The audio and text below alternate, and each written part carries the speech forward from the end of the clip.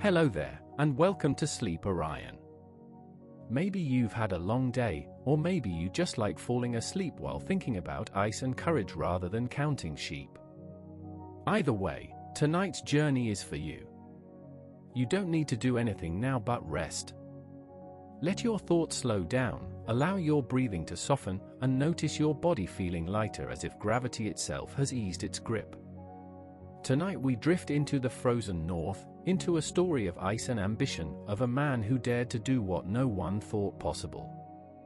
A man who deliberately locked his ship in the Arctic ice for 3 years, trusting in science, trusting in design, trusting in the very forces that had destroyed so many before him.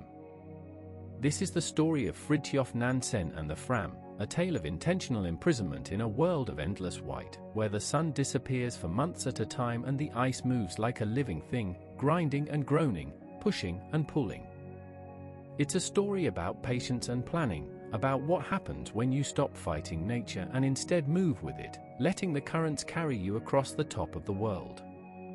If you enjoy these gentle journeys, consider liking, subscribing, or sharing a thought below. It helps others find their way here too, one sleepy soul at a time. But for now, if you're ready, let's begin our drift into the ice. The Arctic had broken men before Nansen even dreamed his dream. For centuries, ships had sailed north searching for passages and poles, for glory and geographical prizes. They had gone with confidence, with provisions stacked high and crews numbered in dozens. They had gone with the best equipment their nations could provide, with the certainty that European ingenuity could conquer any frontier. And the Arctic had crushed them. It had taken their ships in its icy grip and squeezed until timbers splintered and hulls buckled. It had swallowed expeditions whole, leaving nothing but silence and speculation. The ice was not an adversary that could be beaten by force. It was patient. It was inexorable. It simply was. In June of 1881, an American ship named Jeannette met her fate in those unforgiving waters. She had sailed north from San Francisco 2 years earlier under the command of George Washington de Long, aiming to reach the North Pole via the Bering Strait. The theory then was that if you could just push far enough north, you would find open water, perhaps even a temperate sea warmed by ocean currents. It was a beautiful theory.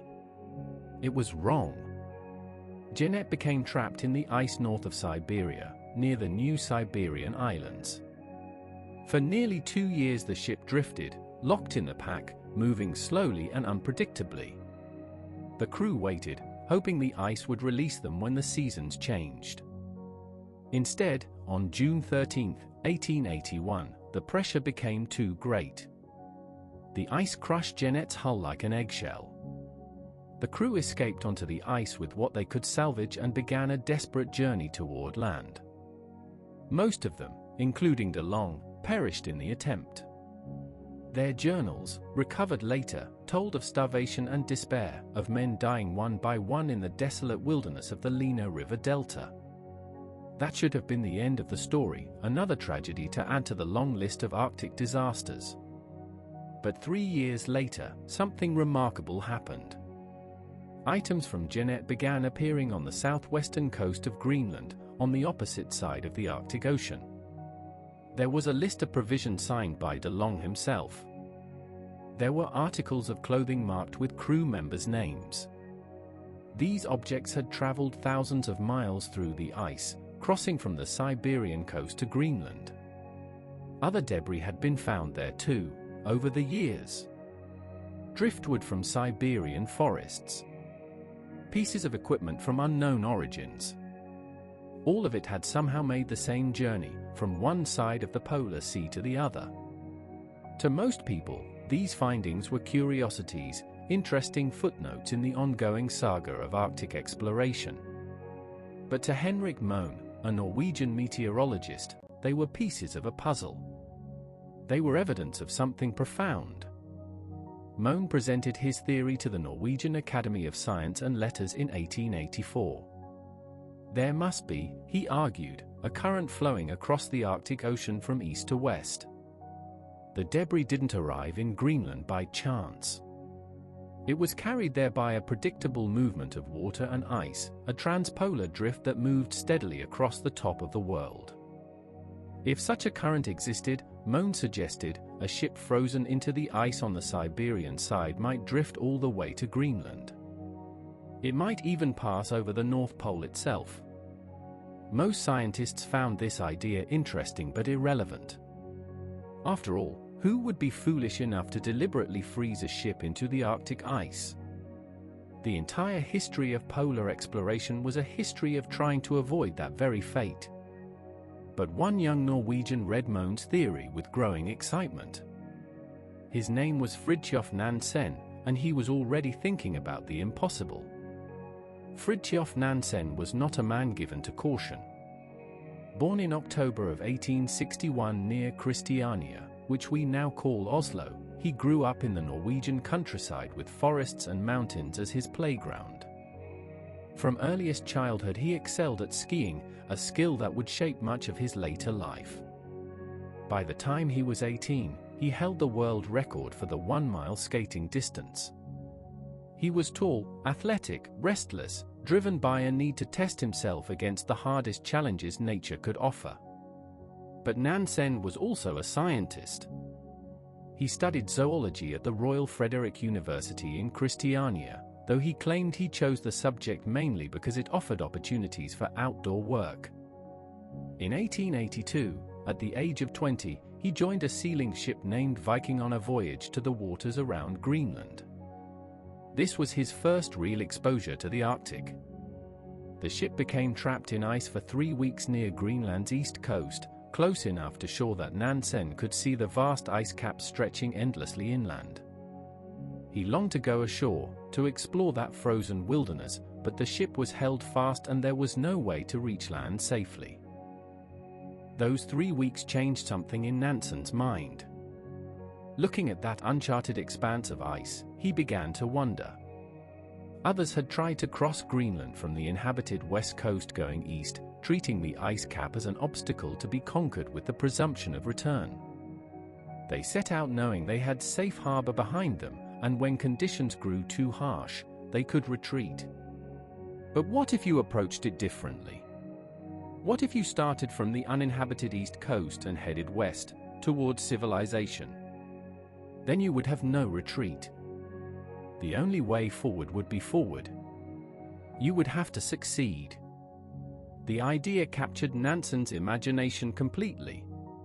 It was more than just a geographical challenge. It was a different philosophy of exploration, a rejection of the traditional European approach of overwhelming obstacles with superior technology and manpower.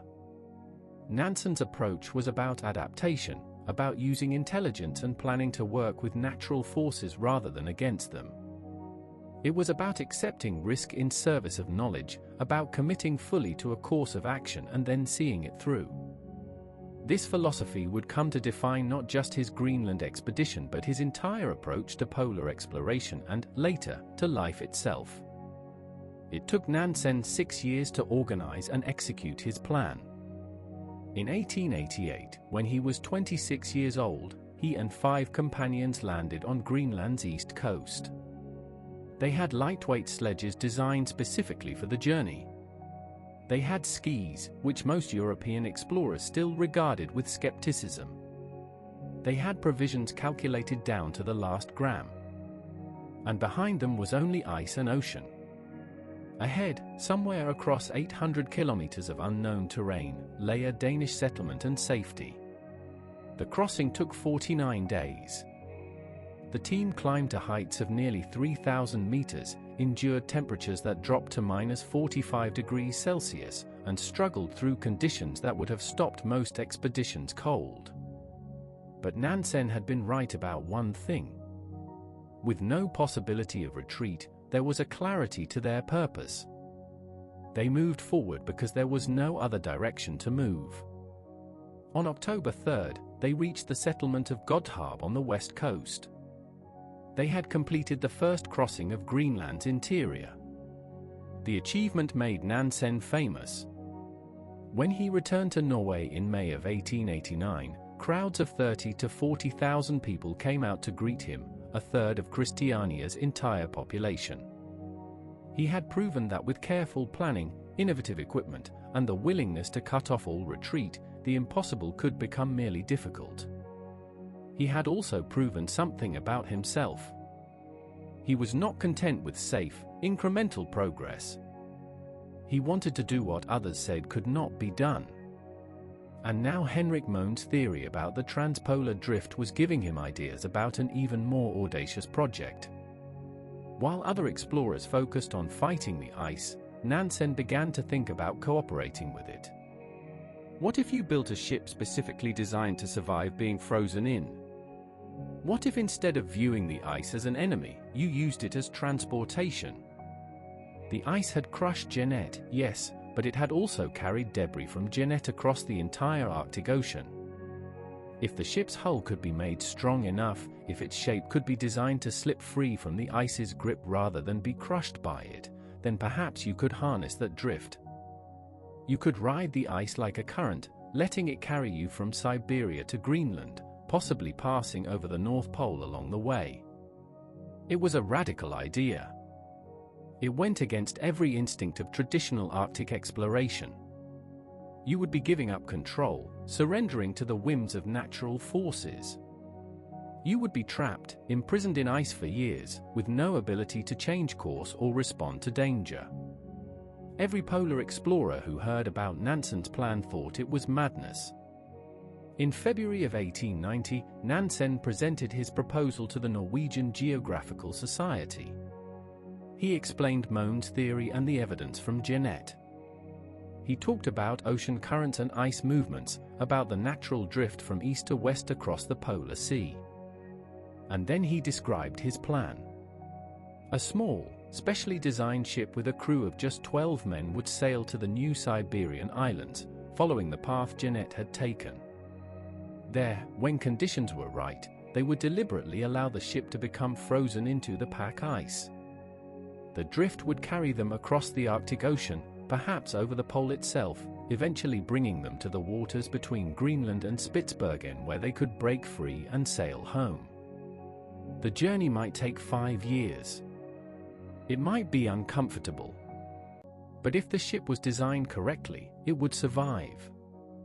The response was overwhelmingly negative. Adolphus Greely, the American Arctic explorer, called it an illogical scheme of self-destruction. Sir Alan Young, a veteran of multiple Arctic expeditions, did not believe a ship could be built to withstand the crushing pressure of the ice.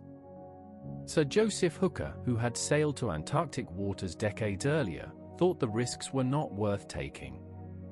These were men who had spent years in polar regions. They had seen what the ice could do. And they were telling Nansen that his plan was suicide.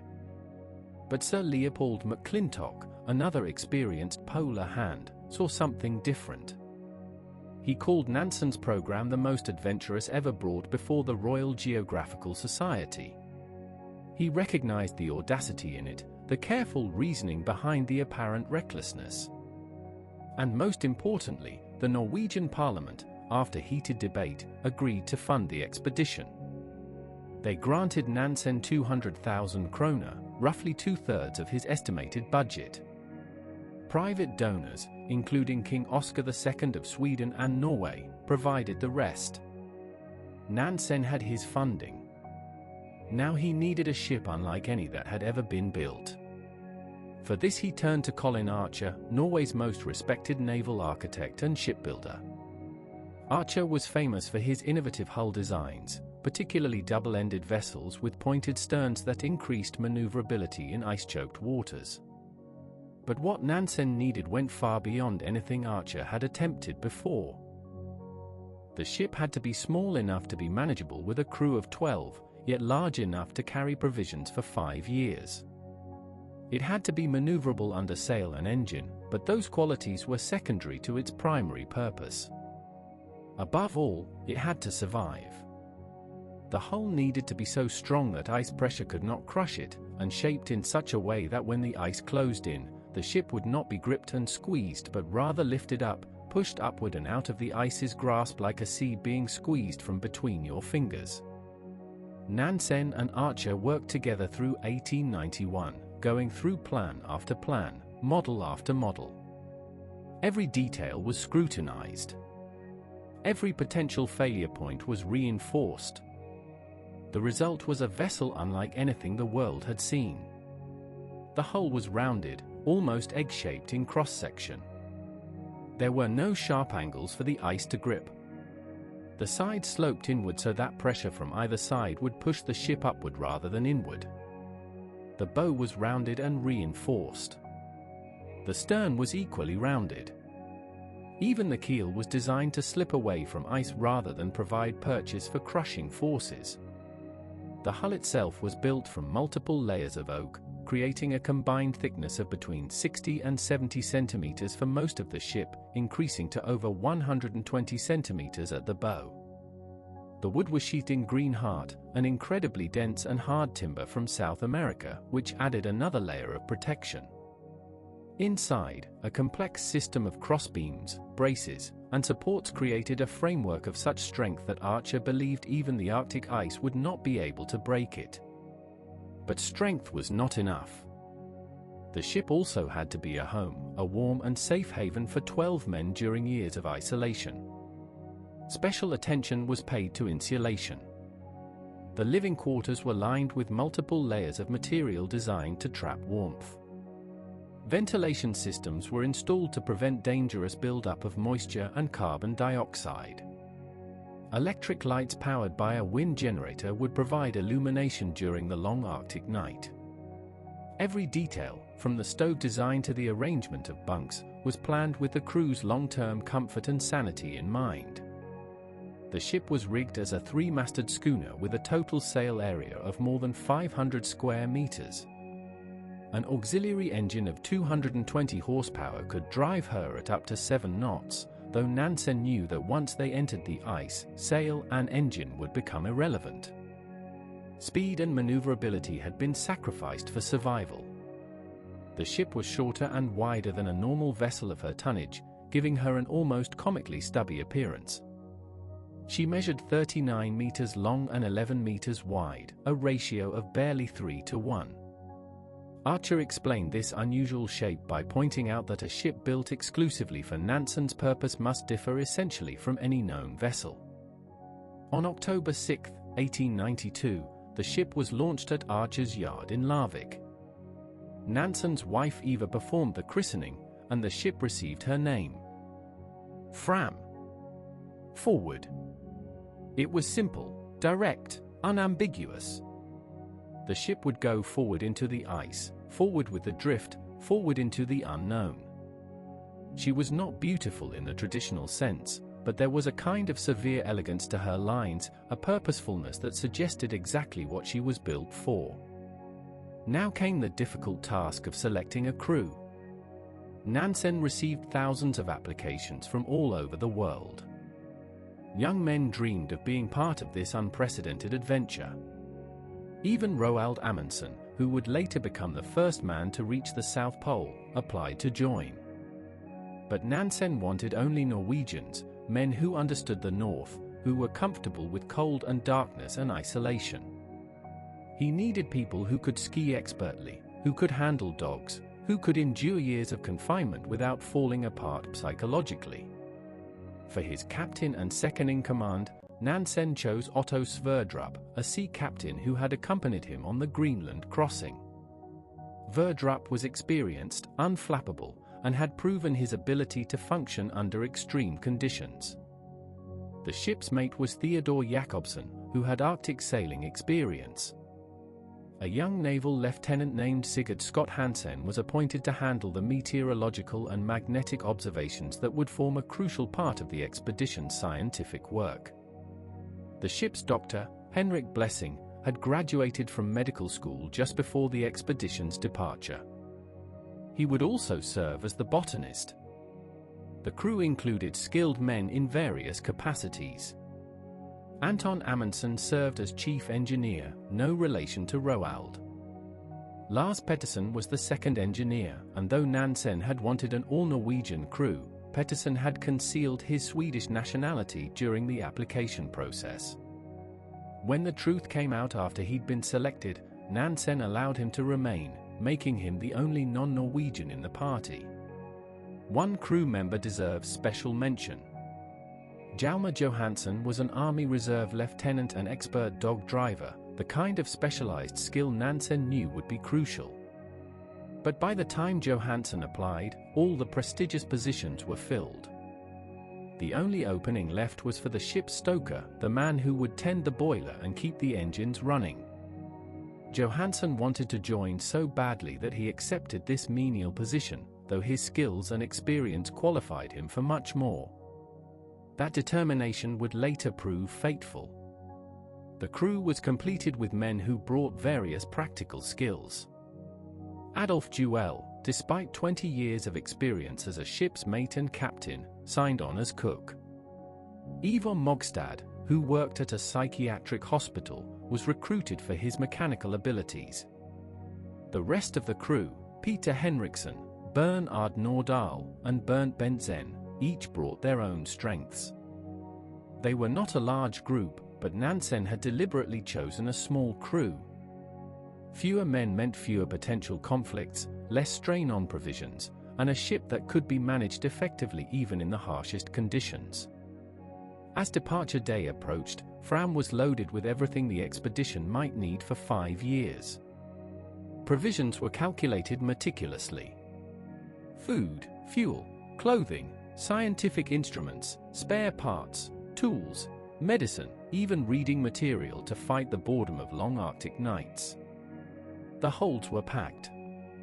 Space aboard was at a premium. Every cubic centimeter had to count.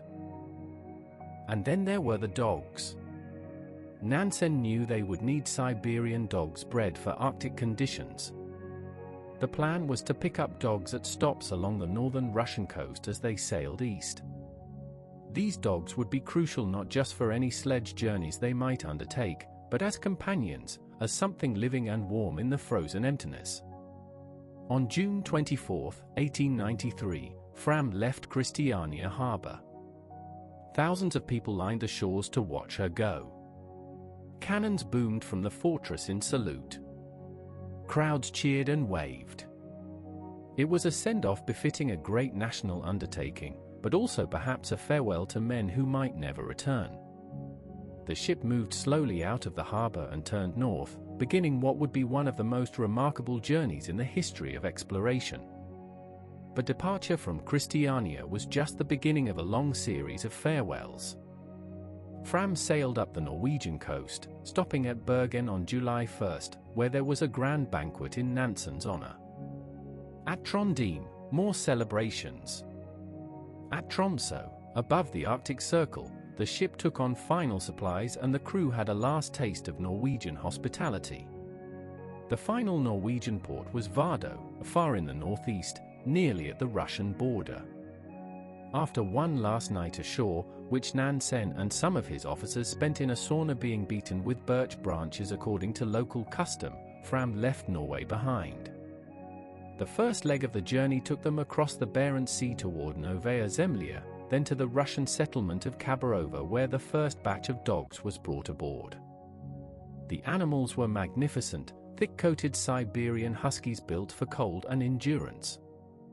They were also noisy, smelly, and aggressive, but Nansen knew they would be worth the trouble.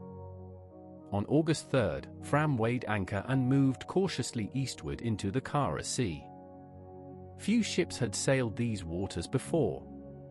Charts were incomplete, sometimes wildly inaccurate. The crew proceeded carefully, taking soundings frequently, watching for underwater obstacles. On August 18th they discovered an uncharted island in the area of the Yenisei River Delta and named it Sverdrup Island after their captain. They were now moving toward Cape Chelyuskin, the northernmost point of the Eurasian landmass. Heavy ice slowed their progress. At one point the ship's boiler needed extensive repairs, holding them up for 4 days. They also experienced the strange phenomenon known as dead water, where a layer of fresh water lying on top of denser salt water creates resistance that dramatically slows a ship's forward motion. It was as if something invisible was pulling them backward. But on September 9th, a wide stretch of ice-free water opened before them. The next day, September 10th, Fram rounded Cape Chelyuskin. They had become only the second ship in history to pass this point, after Nordenskjöld's Vega 15 years earlier.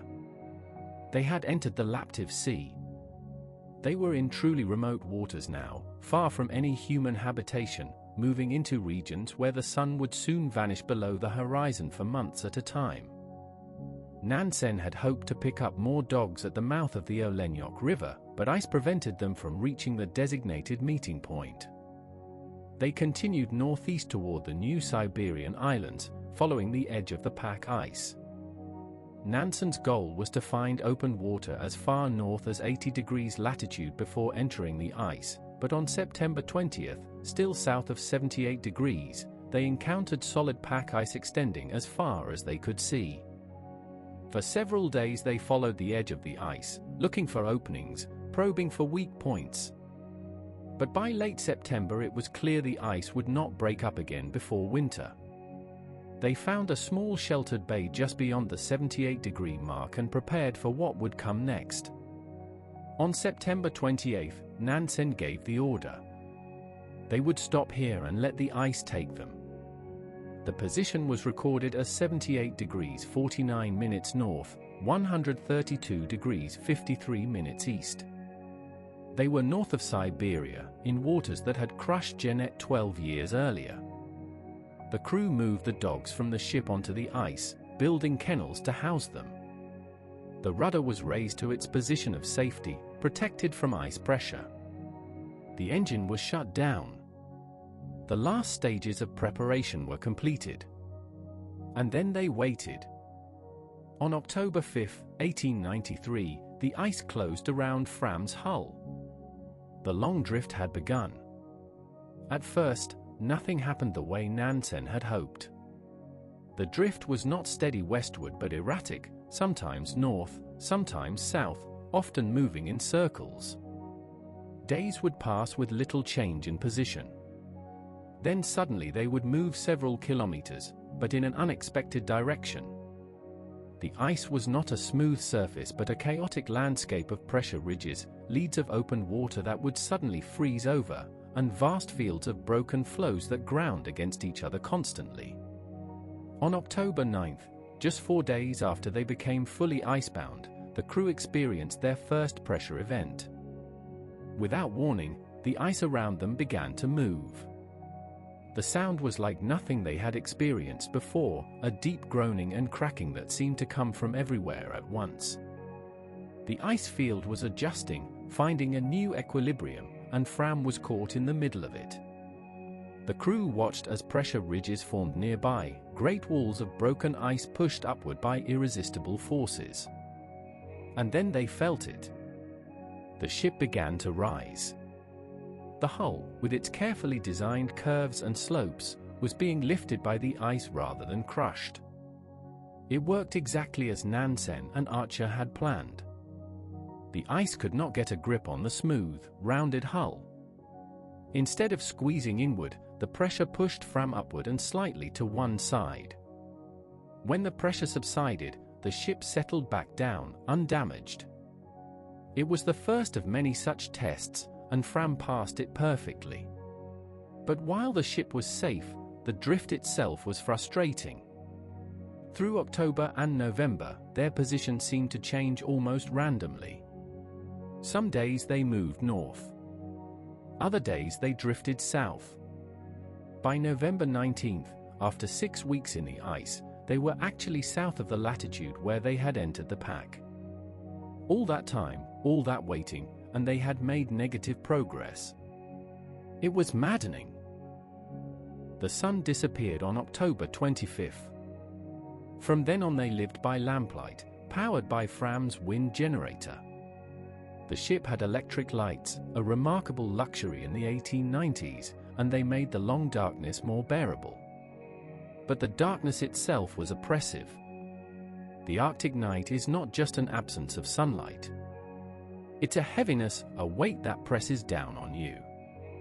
The world shrinks to the circle of light around your lamp. Beyond that is only blackness and cold. Nansen tried to keep the crew busy. There were scientific observations to maintain, regular measurements of temperature, ice thickness, ocean depth, magnetic readings. There were repairs and maintenance tasks. There was hunting when seals or bears appeared. But there were also long stretches of empty time, hours and days when there was simply nothing that needed doing, when men sat in the warm ship and listened to the ice groaning outside and wondered if they had made a terrible mistake. Boredom became the enemy. Nansen attempted to start a ship's newspaper to keep minds engaged, but the project fizzled quickly due to lack of interest. Men began to get on each other's nerves. Small irritations became major annoyances. The sameness of each day wore on them. Wake up. Eat breakfast. Make some observations. Read. Talk about nothing. Eat lunch. Make more observations. Play cards. Eat dinner. Sleep. Repeat. For months. With the ice groaning and cracking around them and no idea when or if they would move in the right direction. Nansen expressed his frustration in his journal. He wrote about feeling trapped not just by the ice but by the deadness, the inertia of their situation. He wanted something to happen, anything. A hurricane to tear up the ice. A crisis that would require action. Anything but this endless waiting in the dark. But the Arctic operates on its own schedule. It does not care about human impatience. Only after the turn of the year, in January of 1894, did the drift finally begin to establish a consistently northerly direction. On March 22 they crossed 80 degrees north latitude, a significant milestone. They had finally moved beyond where they entered the ice. They were making progress. But at what rate? Based on their speed so far, Nansen calculated it might take 5 years to reach the pole, perhaps longer. 5 years trapped in the ice, drifting at a snail's pace, waiting for natural forces to carry them to their goal. It was what he had planned for, what he had told everyone to expect, but now living it, experiencing the reality of that patient waiting, was harder than he had imagined. And so, in the depths of that first winter, Nansen began to consider an alternative. What if they didn't wait for the ship to drift to the pole? What if he and one companion left Fram and made a dash north on foot, with dogs and sledges? They could move faster than the drifting ship. They could reach the pole, or at least get much closer, and then make their way to Franz Josef Land, the island archipelago to the west where they might find shelter or even encounter another expedition. It was risky, extremely risky. It meant leaving the safety of the ship. It meant dividing the crew. It meant subjecting 2 men to dangers that the comfortable, well-supplied Fram protected them from. But Nansen could not shake the idea. He began to practice dog driving, which initially went badly. His first attempts were almost comical, the dogs ignoring his commands or running in different directions. But he persevered, spending hours working with the animals, learning their temperaments, understanding how to lead them. Gradually his skills improved. He also discovered something significant about polar travel. The normal cross-country skiing speed was roughly the same as the speed of dog sledges pulling heavy loads. This meant that men could ski alongside the sledges rather than riding on them, and the dogs could pull heavier loads as a result. It was a revelation, a new approach to polar travel that would revolutionize how future expeditions operated. By the fall of 1894, Nansen had made his decision. On November 19, he announced to the crew that he and one companion would leave the ship after they crossed 83 degrees north. They would make for the pole with dogs and sledges, then head west to Franz Josef Land. Fram, under Sverdrup's command, would continue her drift. 3 days later, Nansen asked Hjalmar Johansen to join him. Johansen was surprised. He was, after all, just the ship's stoker. But Nansen had been watching him. Johansen was the most skilled dog driver on board. He was also strong, resilient, and had proven himself reliable. If Nansen was going to stake his life on a polar dash, Johansen was the man he wanted beside him. The crew spent the following months preparing. They built kayaks based on Inuit designs, understanding that they would encounter open water during their journey. They constructed commuted, specialized sledges that could be pulled over rough ice. They tested clothing, refined their equipment, calculated and recalculated their provisions. Nothing could be left to chance.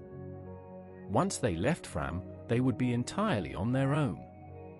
On January 3, 1895, violent tremors began shaking the ship. The ice was in motion, great forces at work beneath and around them. For a time the crew disembarked, fearing the ship would finally be crushed. But Fram rose and settled, riding the pressure as she had been designed to do. When the crisis passed, they noted their position. 83 degrees 34 minutes north. They had passed Adolphus Greely's previous farthest north record of 83 degrees 24 minutes. They were now farther north than anyone had ever been. But that record would not stand for long. On February 17, Nansen began a farewell letter to his wife Eva. "Should I come to grief," he wrote, "you will know that your image will be the last I see."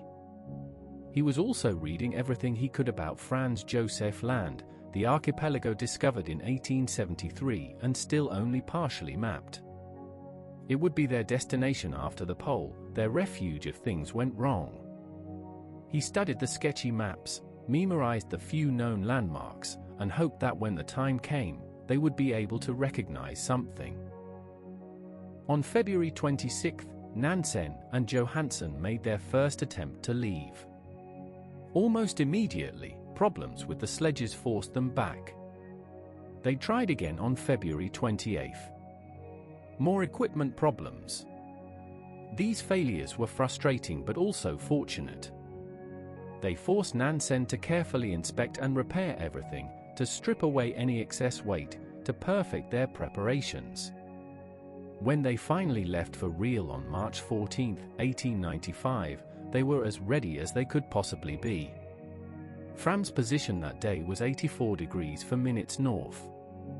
A supporting party accompanied them for the first night, helping to haul the heavily loaded sledges. The next day, March 15, Nansen and Johansen skied onward alone, pulling 3 sledges loaded with provisions, equipment, and 28 dogs. Behind them, Fram continued her slow drift. Ahead lay the unknown, hundreds of kilometers of ice that no one had ever crossed, a journey to the top of the world and then back to civilization. If all went well. The first week went remarkably well. The ice was relatively flat, the temperature brutally cold at around -40 degrees Celsius, but the surface allowed for good skiing. Nansen had calculated they needed to average 7 nautical miles per day to reach the pole in 50 days with their supplies. After 1 week they had covered 65 nautical miles, well ahead of schedule. The dogs pulled well. The men's equipment functioned. The weather, while cold, was clear. They were making excellent progress. But then the ice changed. The smooth fields gave way to rough, broken terrain, pressure ridges that had to be crossed, areas where the ice had fractured and then frozen again into jumbled chaos. Their speed dropped. Some days they covered only a few miles despite hours of exhausting effort. The dogs struggled with the rough surface.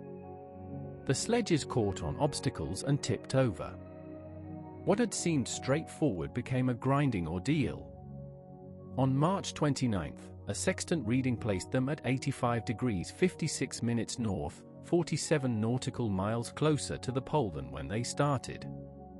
But they had been traveling for 2 weeks, and the rough ice ahead showed no signs of improving. More worrying, when they took a theodolite reading the same day, it suggested they were only at 85 degrees 15 minutes. One of their instruments was wrong, but they had no way of knowing which one. And even worse, they were beginning to realize that the ice itself was drifting south beneath them. Distance traveled did not equal distance progressed. They were fighting against a current, walking north while the ground beneath their feet moved south. By early April, the truth was becoming clear. Unless conditions improved dramatically, they would not reach the pole with the supplies they had. The ice ahead looked worse, not better. The weather was deteriorating. Spring was coming, which meant the surface would become even more difficult as snow melted and refroze. Nansen's fingers were damaged from the cold and constant work. In his journal, Johansen wrote about his destroyed fingers, frozen mittens, and the creeping fear that they might not survive. On April 3rd, after making camp, Nansen went ahead on snowshoes to scout the route. What he saw convinced him. The way ahead was a chaos of ice blocks stretching to the horizon. Even if they could physically make it through, their food would run out before they reached the pole and returned to Franz Josef Land. The next day, April 4th, they calculated their position as 86 degrees 3 minutes north. Nansen confided in his diary, "I have become more and more convinced we ought to turn before time." On April 7th, after another day of difficult travel, Nansen made his final decision. They would go no farther north. They had reached the highest latitude ever attained by man, but the pole itself would remain out of reach. Now came the more pressing concern, getting back alive. Their target was Cape Fligely in Franz Josef Land, the northernmost point of that archipelago. From there they could work their way south through the islands to where they might encounter other explorers or find shelter. It was several hundred kilometers to the southwest. The ice conditions were terrible, and they had limited food. But they had no choice. On April 8th, from their final northern camp, Nansen recorded their position as 86 degrees 13.6 minutes north. They were nearly 3 degrees of latitude, almost 170 nautical miles, beyond the previous farthest north record. It was an achievement that would stand in the record books. But standing in that frozen waste, looking at the impossible terrain, with damaged hands and dwindling supplies, the achievement felt less like triumph and more like survival becoming questionable. They turned southwest toward Franz Josef Land. The journey ahead would be longer and harder than anything they had yet experienced. But at least now they were moving toward land, toward safety, toward a chance at survival. The change in direction brought immediate relief. Moving southwest, they found the ice conditions dramatically better than they had been moving north. This wasn't just luck. The ice formations ran in certain patterns, and by heading southwest they were now traveling roughly parallel to the pressure ridges rather than perpendicular to them. It was still difficult, still exhausting, but manageable in a way that the northward journey had not been. For the first days after turning back, they made excellent progress. 13 nautical miles in one day, 10 in another. The weather remained cold but clear. The dogs pulled well, perhaps sensing that they were heading toward something rather than away from everything. Nansen wrote in his journal about the relief of movement, of finally making real distance after the grinding frustration of fighting through the chaos of ice near their farthest north point. But on April 13th, disaster struck. Not a dramatic disaster, not a sudden crisis with obvious danger and immediate consequences.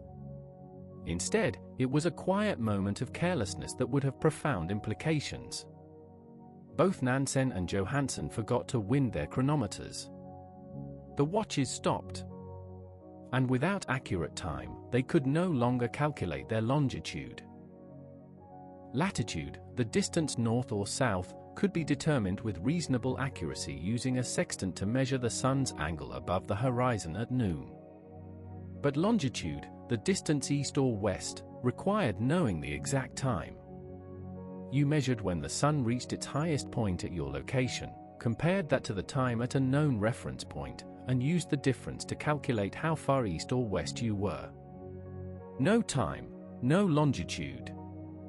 And without longitude, they could not navigate accurately to Franz Josef Land. Nansen restarted the watches based on his guess that they were at 86 degrees east longitude. It was his best estimate, but it was just a guess. From that moment on, they were navigating partially blind, relying on instinct and the rough maps they carried, hoping that when they saw land it would be recognizable, that it would match something on their sketchy charts of Franz Josef Land. If Nansen's guess was wrong, if they were farther west than he thought, they might miss the islands entirely and head out into the open Atlantic. If they were farther east, they might end up wandering through unmapped territory with no idea where they were. Nansen recorded the incident matter-of-factly in his journal, but the implications must have weighed heavily on him. They were hundreds of kilometers from land, with limited supplies, traveling across ice that might be drifting in any direction, and now they weren't entirely sure where they were or where they were going. Everything depended on that estimate being close to correct. But they continued. What else could they do? Through late April they pushed southwest, making what progress they could. On April 18, 11 days after turning back from their farthest north, they had covered only 40 nautical miles. The ice was moving south beneath them, stealing their hard-won gains. It was like climbing a down escalator, every step forward partially negated by the ground moving backward beneath them. Then, around April 20th, they saw something wonderful. A piece of driftwood, stuck upright in the ice. It was large, weathered, clearly from far away. To most people a piece of driftwood wouldn't merit much attention, but for Nansen and Johansen it was the first object from the outside world they had seen since leaving Fram. It meant they were getting closer to something, to somewhere that connected to the rest of the world. Johansen carved their initials into it, along with their latitude and the date, leaving a marker in case anyone ever came this way again. A day or two later, they spotted tracks in the snow. Small tracks, delicate, purposeful.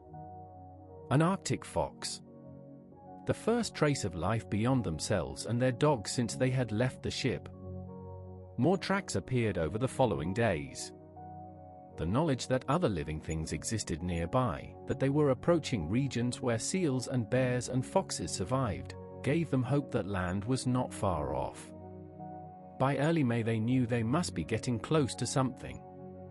The ocean depth measurements they had been taking showed shallower water, suggesting land nearby. More animals appeared. They saw polar bear tracks. Seals surfaced in leads of open water. Seabirds flew overhead. The Arctic was not empty after all. There was life here, adapted and thriving in conditions that challenged every aspect of human endurance. On May 9 they calculated their position as 84 degrees 3 minutes north. They had been traveling for 7 weeks since turning back from their farthest north point, but the southward drift of the ice meant they had made slower actual progress than distance traveled. If Nansen's calculations were right, they should be within about 50 nautical miles of Cape Fligely, the northernmost point of Franz Josef Land. But with their longitude uncertain, that was only a hope. The weather was warming as spring progressed, which sounds positive but created its own problems. Warmer meant the ice was beginning to break up. Leads of open water appeared more frequently. The surface became slushy, wet, difficult to travel across. The dogs' paws became sore from the abrasive mixture of ice and water. Every day became a challenge not just of endurance but of route finding, looking for paths through the increasingly fractured icescape. Starting on April 24th, they had begun killing dogs. It was necessary but grim. The supplies could not support all 28 dogs on a journey that was taking far longer than planned. The weakest dogs were shot and fed to the remaining animals, a brutal calculus of survival. Every few days another dog died to keep the others going. It was pragmatic. It was necessary. It was still terrible. The dogs had been their companions, their helpers, their connection to something warm and living in the frozen emptiness. Watching them die one by one was watching their margin of safety shrink. By late May they had only 7 dogs left. The sledges were lighter now, supplies consumed, but the terrain was worse. On May 31st, Nansen's calculations suggested they were at 82 degrees 21 minutes north, just 50 nautical miles from Cape Fligely. But where was it? They saw no sign of land. The ice stretched endlessly in all directions, pressure ridges and leads, the same frozen chaos they had been traveling through for months. And then everything changed. On June 21st, after stopping for camp and rest, they decided to consolidate their sledges, abandoning one and redistributing the load. They were exhausted, moving slowly, making difficult decisions about what to keep and what to leave behind. That night they rested on a relatively stable ice floe, for once not having to worry about immediate movement or danger. The next day, June 22nd, they remained on the floe. Nansen wanted to repair their kayaks, which had been damaged by walruses a few days earlier. The animals had attacked the kayaks while they were unattended, puncturing the skin coverings and requiring extensive patching. While Johansen worked on the repairs, Nansen wrote in his journal and made observations. They stayed on that floe for a full month, resting, repairing equipment, building up their strength, and hunting seals that came near. It was a welcome break from the endless travel, a chance to recover before the next phase of their journey. When they finally left the floe on July 23rd, they had repaired their gear, restored their energy, and stockpiled fresh meat from seals they had hunted. They launched the kayaks into open water, the sledges lashed to the boats, and began paddling southwest. The character of their journey had changed entirely. They were no longer sledging across ice but navigating through a broken seascape of floes and leads, sometimes paddling, sometimes portaging across ice barriers, always searching for a route forward. And then, on July 24th, just one day after leaving their camp, Nansen saw it. Land. Actual land, dark against the white of the ice. It was distant, perhaps still many kilometers away, but it was unmistakably solid ground, not ice. At last the marvel has come to pass, he wrote in his journal. Land, land, and after we had almost given up our belief in it. But seeing land and reaching it proved to be very different things. For days they struggled toward it. The coastline seemed to retreat as they approached. Calm days gave way to storms that pushed them off course. Currents worked against them. They were paddling and pulling their kayaks toward a goal they could see but could not seem to reach. It was maddening to have land visible on the horizon, to know that safety was there, and yet still be trapped in this world of ice and water, unable to close the distance. Finally, on August 4th, they encountered a polar bear. The animal approached their camp, curious or hungry, and both men fired. The bear fell. It was the last real danger they faced on the ice. 2 days later, on August 6th, they shot their final 2 dogs. The animals had carried them as far as they could. Now there was only open water between them and land. They lashed the 2 kayaks together using skis and sledges to form a catamaran, raised a sail, and began paddling. The wind was against them at first. They made little progress. But gradually, stroke by stroke, the land grew closer. And on that same day, August 6, 1896, 1 year, for months, and 23 days after leaving Fram, they reached shore. They had made it. They had survived the polar ice, the crushing cold, the uncertainty and the fear and the near-constant danger. They had reached land. But what land? They climbed a slope to look around, and what they saw made clear they were not at Cape Fligely. They were somewhere in an archipelago, islands scattered across the sea, none of them matching the incomplete maps they carried. Was this Franz Josef Land? Or had they drifted to some other island group? They had no way to be certain. All they knew was that they needed to keep moving south, to find some feature they could identify, some landmark that would tell them where they were and how to reach safety. The next 10 days were spent working their way south through the islands. They would paddle along a coastline, land when necessary to scout or rest, then continue. Gradually they were moving from island to island, working through the archipelago. On August 16th, Nansen tentatively identified a headland as Cape Felder, marked on their map as being on the western coast of Franz Josef Land. If he was right, they now knew roughly where they were. If he was wrong, they were still lost. Nansen's plan had been to reach Era Harbor at the southern end of Franz Josef Land, where an expedition led by Benjamin Lee Smith had built a supply hut in 1881. If the hut was still there, if the supplies were intact, they might find food and equipment.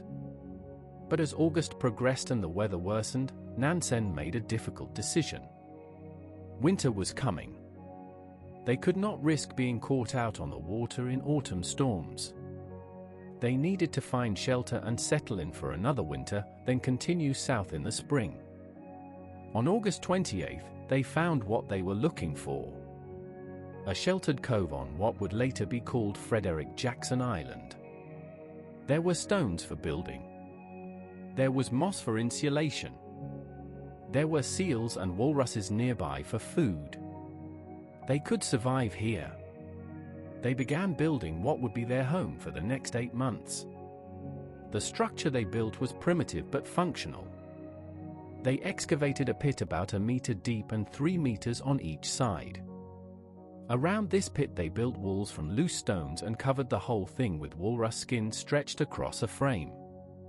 A chimney was improvised from bones and snow. This hole, as they called it, was dark, cramped, smelly, and cold. But it kept them alive through an Arctic winter. Their daily routine was simple. They hunted when weather permitted, bringing in bear, walrus, and seal meat to stock their larder. They melted ice for water. They cooked over a blubber lamp, the thick smoke making the air barely breathable but providing essential heat. They slept in sleeping bags made from dog furs. And they waited for spring, reading Nansen's sailing almanac and navigation tables by the dim light of their lamp, reading them again when they had nothing else to occupy their minds, passing the time in a twilight existence of cold, hunger, and boredom. The psychological strain of that winter was perhaps harder than the physical challenges. There was nothing to do. Nowhere to go. Nothing to see but the walls of their stone hut and the endless white when they ventured outside. Time moved slowly, each day blending into the next with no variation, no stimulation, no change. At Christmas they celebrated with chocolate and a bit of bread saved from their sledging rations. On New Year's Eve, Johansen noted in his diary that Nansen had finally dropped the formal mode of address, switching to the familiar form, treating Johansen as an equal rather than a subordinate. It was a small thing, but in that tiny stone hut, cut off from all civilization, such gestures mattered. Through January and February and March of 1896 they endured. Spring came slowly to Franz Josef Land, but eventually the days grew longer, the air slightly warmer.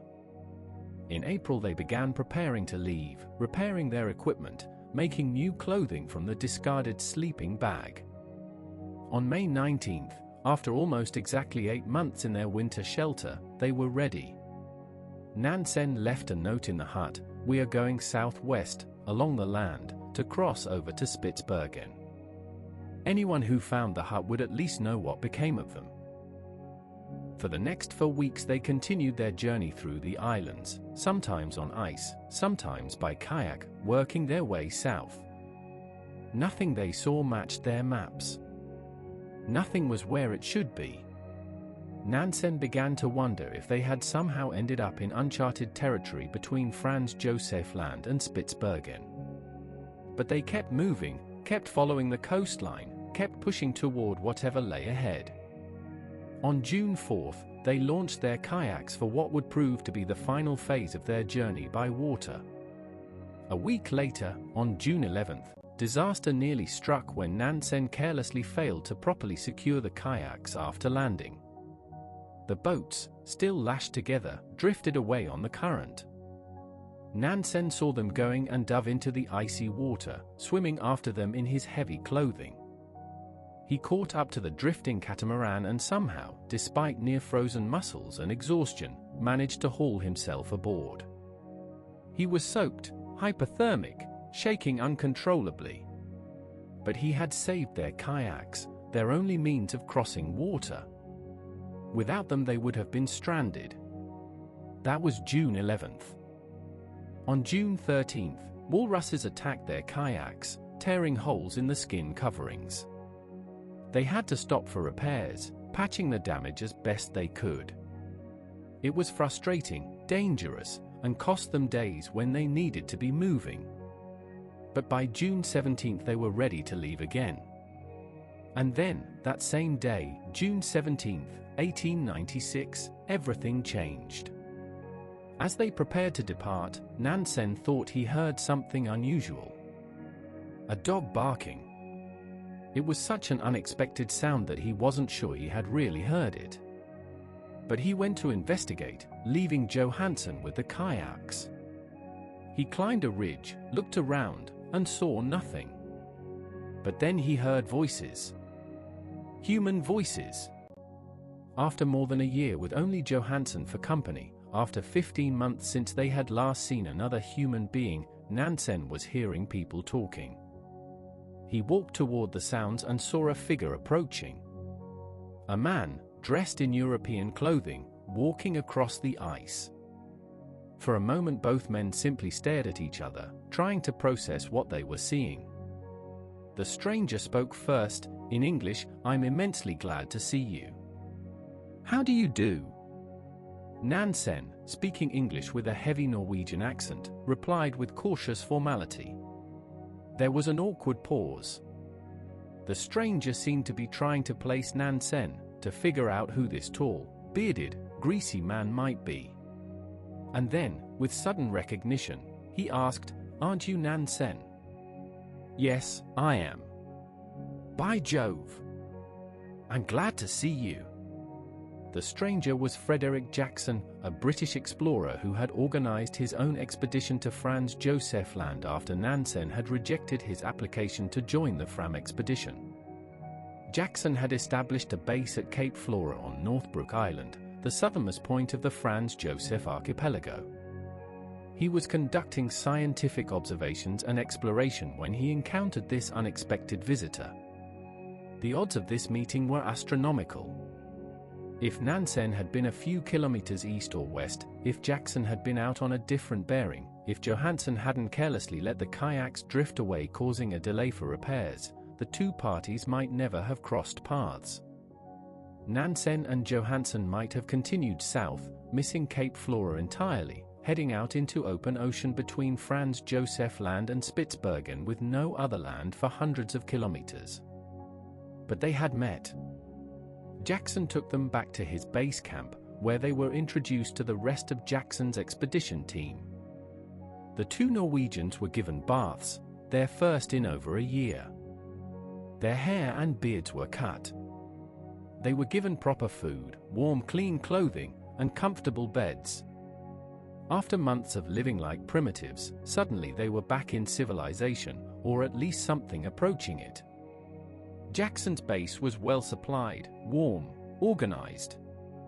It must have seemed like luxury beyond imagination. But there was no ship. Jackson's supply vessel, Windward, was not due to arrive until late summer. So for the next 7 weeks, Nansen and Johansen waited at Cape Flora, gradually recovering their strength, eating proper meals, sleeping in real beds, and slowly readjusting to life among other people. They posed for photographs.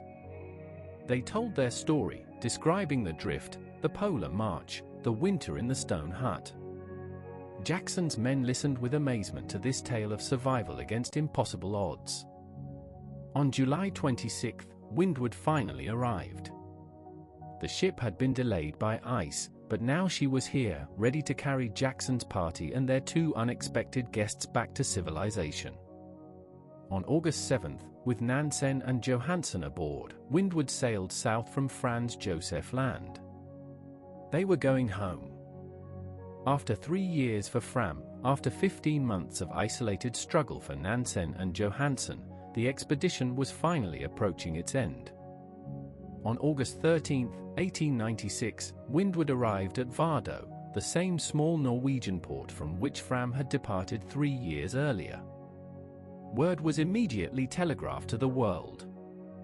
Nansen was alive. He had reached farther north than anyone in history. He had survived an incredible journey across the polar ice. The news spread rapidly through Norway and then around the globe. The man who many had written off as a fool, whose plan had been called suicide, had succeeded beyond anyone's expectations. But what of Fram? What had become of the ship and her crew? Nansen and Johansen had no idea. The last time they had seen the vessel was March 14, 1895, when they had skied away across the ice. Fram could have been crushed. She could have remained locked in ice for years more. She could have drifted anywhere. The crew might be safe, they might be in danger, they might be dead. There was simply no way to know. On August 18, as Nansen and Johansen were traveling down the Norwegian coast by mail steamer, word reached them. Fram had been sighted. The ship had emerged from the ice north and west of Spitsbergen, exactly as Nansen had predicted 3 years earlier. She was intact, undamaged, heading for Tromsø. Her crew was safe. The plan had worked. The moment Nansen heard this news, relief must have washed over him like a wave. For all his confidence in his design, for all his careful calculations and planning, there had always been uncertainty. The ship could have been crushed. The drift could have carried her in an unexpected direction. The crew could have faced any number of disasters. But none of that had happened. Fram had survived her 3-year imprisonment in the ice and was coming home triumphant. The theory was proven. The design was validated. And most importantly, every single man who had sailed on the expedition was alive and well. In an era when Arctic expeditions regularly lost men to scurvy, frostbite, starvation, and 100 other perils, this was itself an extraordinary achievement. Nansen and Johansen immediately changed course, sailing for Tromsø to reunite with their comrades. On August 21 they entered Tromsø harbour and saw Fram moored at the dock, her distinctive rounded hull and stubby proportions unmistakable. The crew rushed to greet them, and the reunion was emotional. These men had not known if they would ever see each other again. They had been separated for over 17 months, each group uncertain of the other's fate. And now here they all were, safe, successful, ready to bring Fram home in triumph. Behind them, Fram continued her slow drift through the ice. The ship moved north and west, pushed by currents and wind, rising and settling as the ice pressed against her rounded hull. Otto Sverdrup commanded, keeping the crew occupied and maintaining the scientific observations that were central to the expedition's mission. The drift went on, month after month, through seasons and darkness, through the slow transformation of the Arctic from winter to summer and back to winter again. The months passed slowly for those aboard Fram. The drift continued, the observations went on, the routine endured. Sverdrup kept his crew occupied with tasks and projects, maintaining morale through the long darkness and the longer waiting. They had no way of knowing what had become of their leader. They could only continue their voyage, trusting that the plan would work, that the drift would carry them to safety, that somehow this mad scheme of deliberately freezing a ship into the Arctic ice would ultimately prove successful. Through it all, Fram held strong. The ice pressed and pushed. The ship rose and settled. But she did not break. She did not crack. She did not fail. She was, in every way, the perfect vessel for this unprecedented journey. And slowly, steadily, she drifted west, carrying her crew through the polar darkness, through months of isolation and uncertainty, toward whatever fate awaited them on the far side of the Arctic Ocean. The voyage home from Tromsø became a procession of celebration. At every port along the Norwegian coast, crowds gathered to see Fram and cheer her crew. This ship that so many had called doomed, this vessel with its strange rounded hull and stubby proportions, had accomplished what the experts said was impossible. She had been frozen in Arctic ice for nearly 3 full years, had drifted more than 1,000 nautical miles across the polar sea, had endured pressures that would have crushed any conventional ship, and had emerged without a single serious injury to her structure. Colin Archer's design had been vindicated completely. Every curve of the hull, every reinforcing beam, every carefully calculated dimension had served its purpose. On September 9, 1896, Fram entered Christiania Harbour. A squadron of warships escorted her in. Thousands upon thousands of people lined the shores and filled the streets, the largest crowds the city had ever seen. It was a reception befitting heroes, for that is what Nansen and his crew had become. They had proven that Norwegian ingenuity and courage could accomplish what others deemed impossible. In a nation that had gained its independence less than a century earlier, that still struggled to define its place among the great powers of Europe, this was more than just an expedition success. It was a statement about national character and capability. King Oscar II personally received Nansen and his crew at the palace, where they were honored and fêted.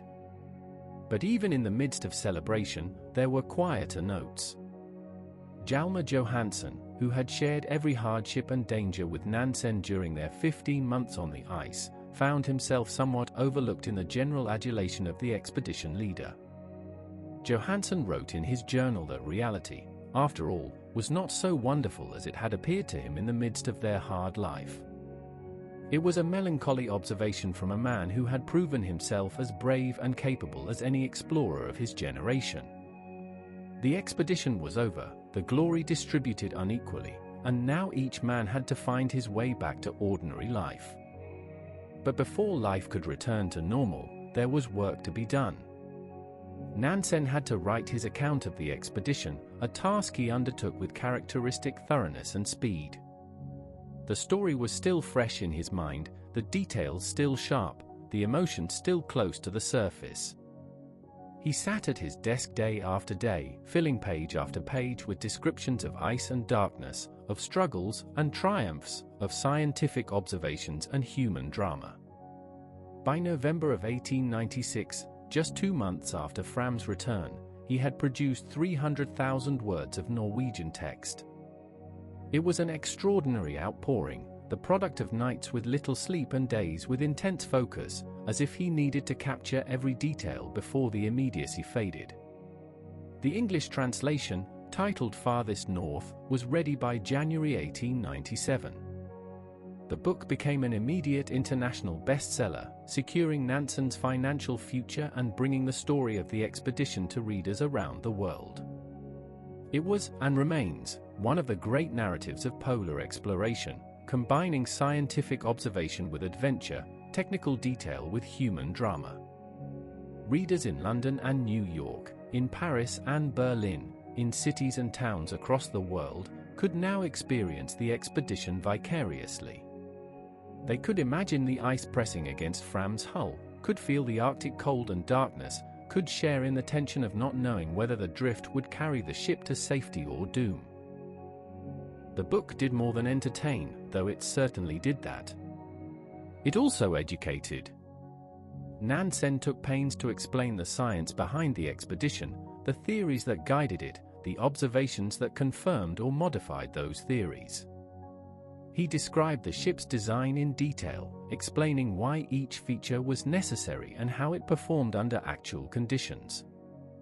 He wrote about Arctic wildlife, about the formation and movement of ice, about northern lights and magnetic phenomena and the peculiar quality of Arctic light in different seasons. It was exploration narrative and science text combined, accessible to general readers but substantial enough to satisfy those with more technical interests. Beyond the popular account, there was also the immense task of compiling and publishing the scientific results. The data collected during the drift, the oceanographic measurements, the meteorological observations, the magnetic readings, all had to be analyzed, contextualized, and presented in proper scientific form. This work would eventually fill 6 substantial volumes and would fundamentally change our understanding of the Arctic Ocean. The process took years. Nansen had to work with specialists in various fields, had to verify calculations, had to ensure that the conclusions drawn from the data were supported by the evidence. It was painstaking work, less dramatic than the expedition itself but in many ways more important. Before Fram's voyage, the Polar Sea was largely unknown territory. Maps showed it as shallow, possibly filled with undiscovered lands, perhaps even containing a habitable zone near the pole itself where ocean currents might create temperate conditions. Some geographers believed a great continent existed near the pole, others thought there might be an open polar sea kept ice-free by warm currents. These theories were not baseless speculation. They were attempts to explain the limited observations available, to make sense of fragmentary evidence and isolated reports from ships that had penetrated the ice's edge. But they were wrong. The soundings taken from Fram proved that the Arctic Ocean was in fact a deep basin, in some places exceeding 3,000 meters in depth.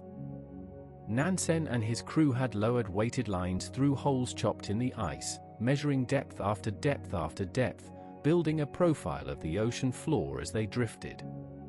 The numbers told a clear story. This was no shallow sea.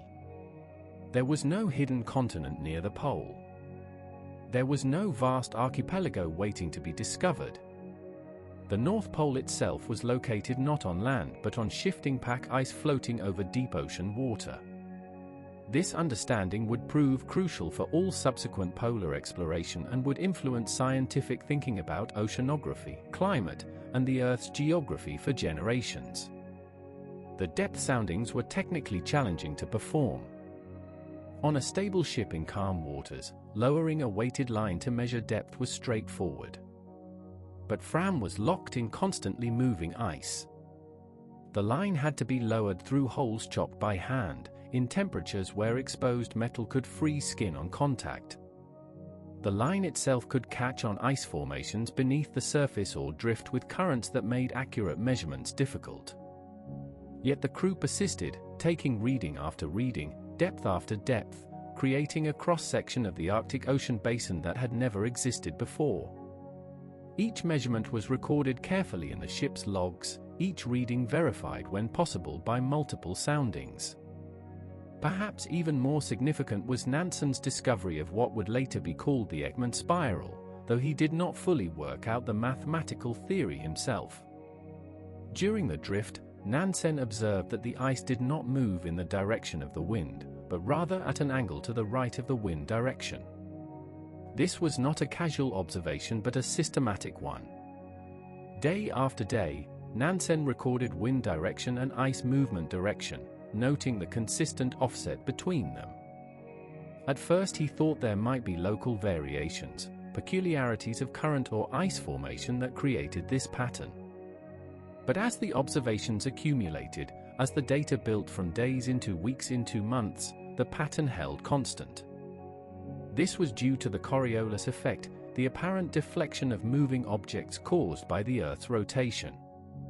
On a rotating sphere, objects moving across the surface appear to curve. In the northern hemisphere they curve to the right, in the southern hemisphere to the left. The effect is proportional to latitude, becoming stronger nearer the poles and weaker near the equator. Nansen was observing this phenomenon in one of its most pronounced forms, at high northern latitudes where the Coriolis effect was strong. But he did not initially understand the full theoretical explanation. He knew what he was seeing, he had the data to prove it, but the mathematics behind it required further work.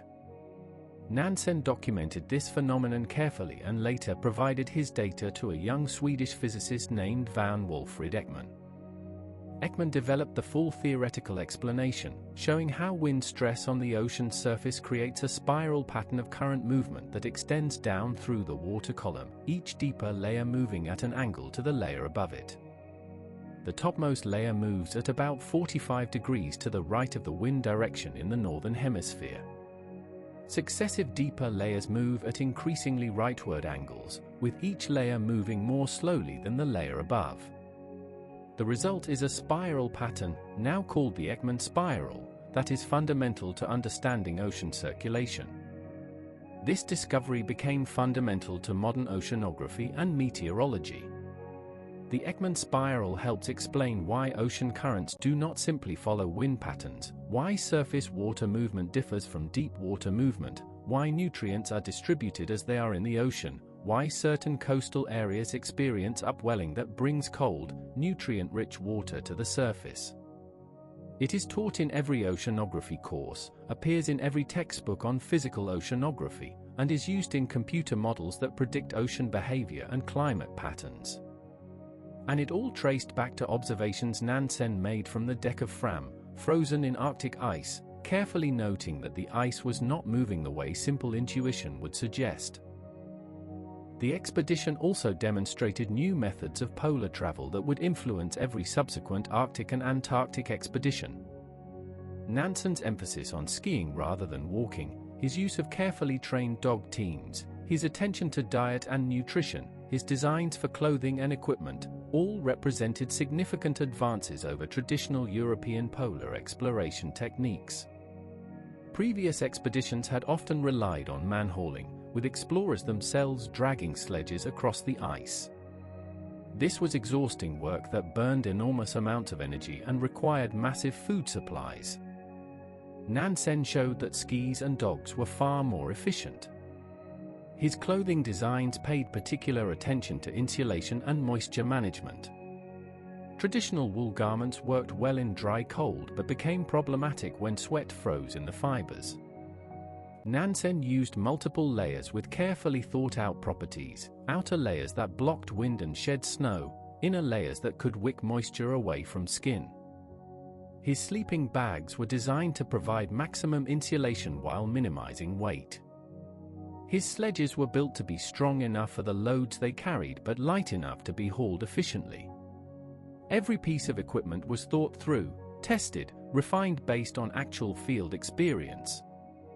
The dietary planning was equally careful. Nansen understood that in extreme cold, the human body burned an enormous number of calories simply maintaining core temperature. Expedition members needed dense, high-energy foods, rich in fats and proteins. But they also needed variety to prevent the psychological strain of eating the same meals day after day after day. Nansen brought pemmican, a concentrated mixture of dried meat and fat that provided excellent nutrition per unit of weight. He brought chocolate and dried fruits and carefully calculated rations of flour and butter and cheese. He had studied the dietary habits of indigenous Arctic peoples, noting what they ate and how they prepared it, learning from populations that had successfully lived in these environments for thousands of years. Robert Falcon Scott, preparing for his Antarctic expedition in 1901, consulted with Nansen and adopted many of his methods, though not always consistently. Scott used skis but never became truly proficient with them and did not insist his men master the technique. He used dogs but also relied heavily on man-hauling and even experimented with motorized sledges and ponies. The result was a mixed approach that lacked the coherence and efficiency of Nansen's integrated system. When Scott's final polar expedition ended in tragedy in 1912, the entire party dying on the return journey from the South Pole. Some analysts would later note that more consistent adoption of Nansen's methods might have made the difference. Roald Amundsen, who would successfully reach the South Pole in 1911, studied Nansen's techniques intensively and applied them with rigorous discipline. Amundsen spent time with Inuit peoples, learning their methods of ice travel and survival. He became an expert skier and insisted his men do the same. He used dogs extensively and learned how to manage them, how to maintain their health and motivation across long distances. He adopted Nansen's approach to equipment design, testing everything thoroughly and modifying anything that did not work perfectly. When Amundsen's expedition reached the South Pole and returned safely, it was in large part because he had taken Nansen's methods and applied them systematically. Ernest Shackleton, perhaps the most admired of all polar explorers for his leadership and determination, also drew lessons from Nansen's experience. The principle of working with natural forces rather than fighting them, of adaptation rather than domination, became central to the philosophy of modern polar exploration. And all of it traced back to that audacious decision to deliberately freeze a ship in Arctic ice and trust in science and design to bring it through safely. But what of the people involved? What became of them after the expedition ended? Their stories, like all human stories, were complicated. The expedition had been the defining experience of their lives, the thing against which everything else would be measured. And for some, nothing afterward could quite match those years on the ice. Otto Sverdrup, who had commanded Fram so capably during the drift and after Nansen's departure, took the ship on another Arctic expedition in 1898. He had proven himself not just as a navigator and ice pilot but as a leader who could maintain crew morale and operational effectiveness through years of isolation. The Norwegian government and geographical societies, recognizing his abilities, funded another expedition with Sverdrup in command. This time the destination was the Canadian Arctic, where Sverdrup spent for years exploring and mapping islands and coastlines. He proved himself not just a capable ship's captain but a skilled explorer in his own right, adding significantly to geographical knowledge of the region. The Canadian Arctic expedition was successful by any measure. Sverdrup and his crew mapped thousands of miles of previously unknown coastline, discovered and named numerous islands, collected scientific data, and returned safely. Yet it never achieved the fame of the Fram drift. Partly this was because the exploration of the Canadian archipelago lacked the dramatic appeal of drifting toward the pole. Partly it was because Sverdrup, though competent and thorough, lacked Nansen's gift for public relations and narrative. And partly it was simple timing. The Canadian expedition came immediately after the Fram drift, when public interest in Arctic exploration had already been satisfied by that earlier success. Still, Sverdrup's achievements were substantial, and geographers recognized him as one of the premier Arctic explorers of his era. In later years Sverdrup remained involved with Fram, helping to raise funds for her preservation and eventual housing in a permanent museum. He understood what the ship represented, not just to Norway but to the history of exploration. When Fram was finally brought ashore and placed in her museum building in the 1930s, Sverdrup was there, an old man by then but still connected to the ship that had been such a crucial part of his life. He died in 1930, the same year as Nansen, the two men who had shared responsibility for Fram's success dying within months of each other. Hjalmar Johansson's story took a darker turn. Despite his proven capabilities and extraordinary endurance, he struggled to reintegrate into civilian life. The qualities that had made him valuable on the ice, his physical strength, his ability to endure hardship without complaint, his willingness to follow orders and push through exhaustion, these were not qualities that civilian employment particularly valued. He married and had children, but could not hold steady employment. He drifted from job to job, accumulated debts, and began drinking heavily. Friends who had known him during the expedition barely recognized the man he became, worn down by poverty and alcoholism, bitter about being overlooked while Nansen received all the glory. In 1909, through Nansen's intervention, Johansen was given another chance when Roald Amundsen recruited him for the South Pole expedition. It seemed like redemption, an opportunity to prove himself again on the ice where he had always excelled. Johansen trained hard, preparing himself physically and mentally for another polar journey. He sailed south with Amundsen and the crew aboard Fram, which was being used for one more great expedition. In Antarctica, Johansen participated in depot-laying journeys, hauling supplies south to support the eventual polar dash. But personal conflicts with Amundsen, exacerbated by an incident where Johansen publicly criticized the expedition leader's judgment, led to Johansen being excluded from the final pole party. Amundsen was sensitive to challenges to his authority, and Johansen's criticism, delivered in front of other crew members, was seen as insubordination. The decision was probably justified from Amundsen's perspective. A leader cannot permit public challenges to his decisions. But for Johansen it was devastating. Once again he had been passed over, once again someone else would claim the glory while he remained in the background. He returned to Norway in disgrace, his reputation as an explorer tarnished. The public, always eager for heroes, had no interest in a man who had been excluded from the successful South Pole expedition. His previous achievements were forgotten or dismissed. He could not find work. His family life deteriorated. The drinking got worse. On January 4, 1913, alone in a room in Christiania, Hjalmar Johansen shot himself. He was 45 years old. The man who had traveled farther north than any human being before him, who had survived 15 months of incredible hardship on the polar ice, who had shown courage and determination that few could match, died by his own hand in poverty and obscurity. It was a tragedy that haunted Nansen for the rest of his life. Years later, in private conversations, Nansen would express regret about Johansen, about whether more could have been done to help him, about whether the fame and glory had been distributed fairly. The truth was complicated. Nansen had been the expedition leader, the one who conceived the plan and convinced others to support it. He had made the crucial decisions, had borne the ultimate responsibility. It was natural and appropriate that he received most of the recognition. But Johansen had been indispensable, had matched Nansen step for step during their 15 months together, had endured the same hardships and faced the same dangers. Did he deserve better than poverty and suicide? Of course he did. But recognition and reward and the ability to capitalize on polar experience, these were not distributed according to merit but according to position and personality and the arbitrary judgments of public opinion.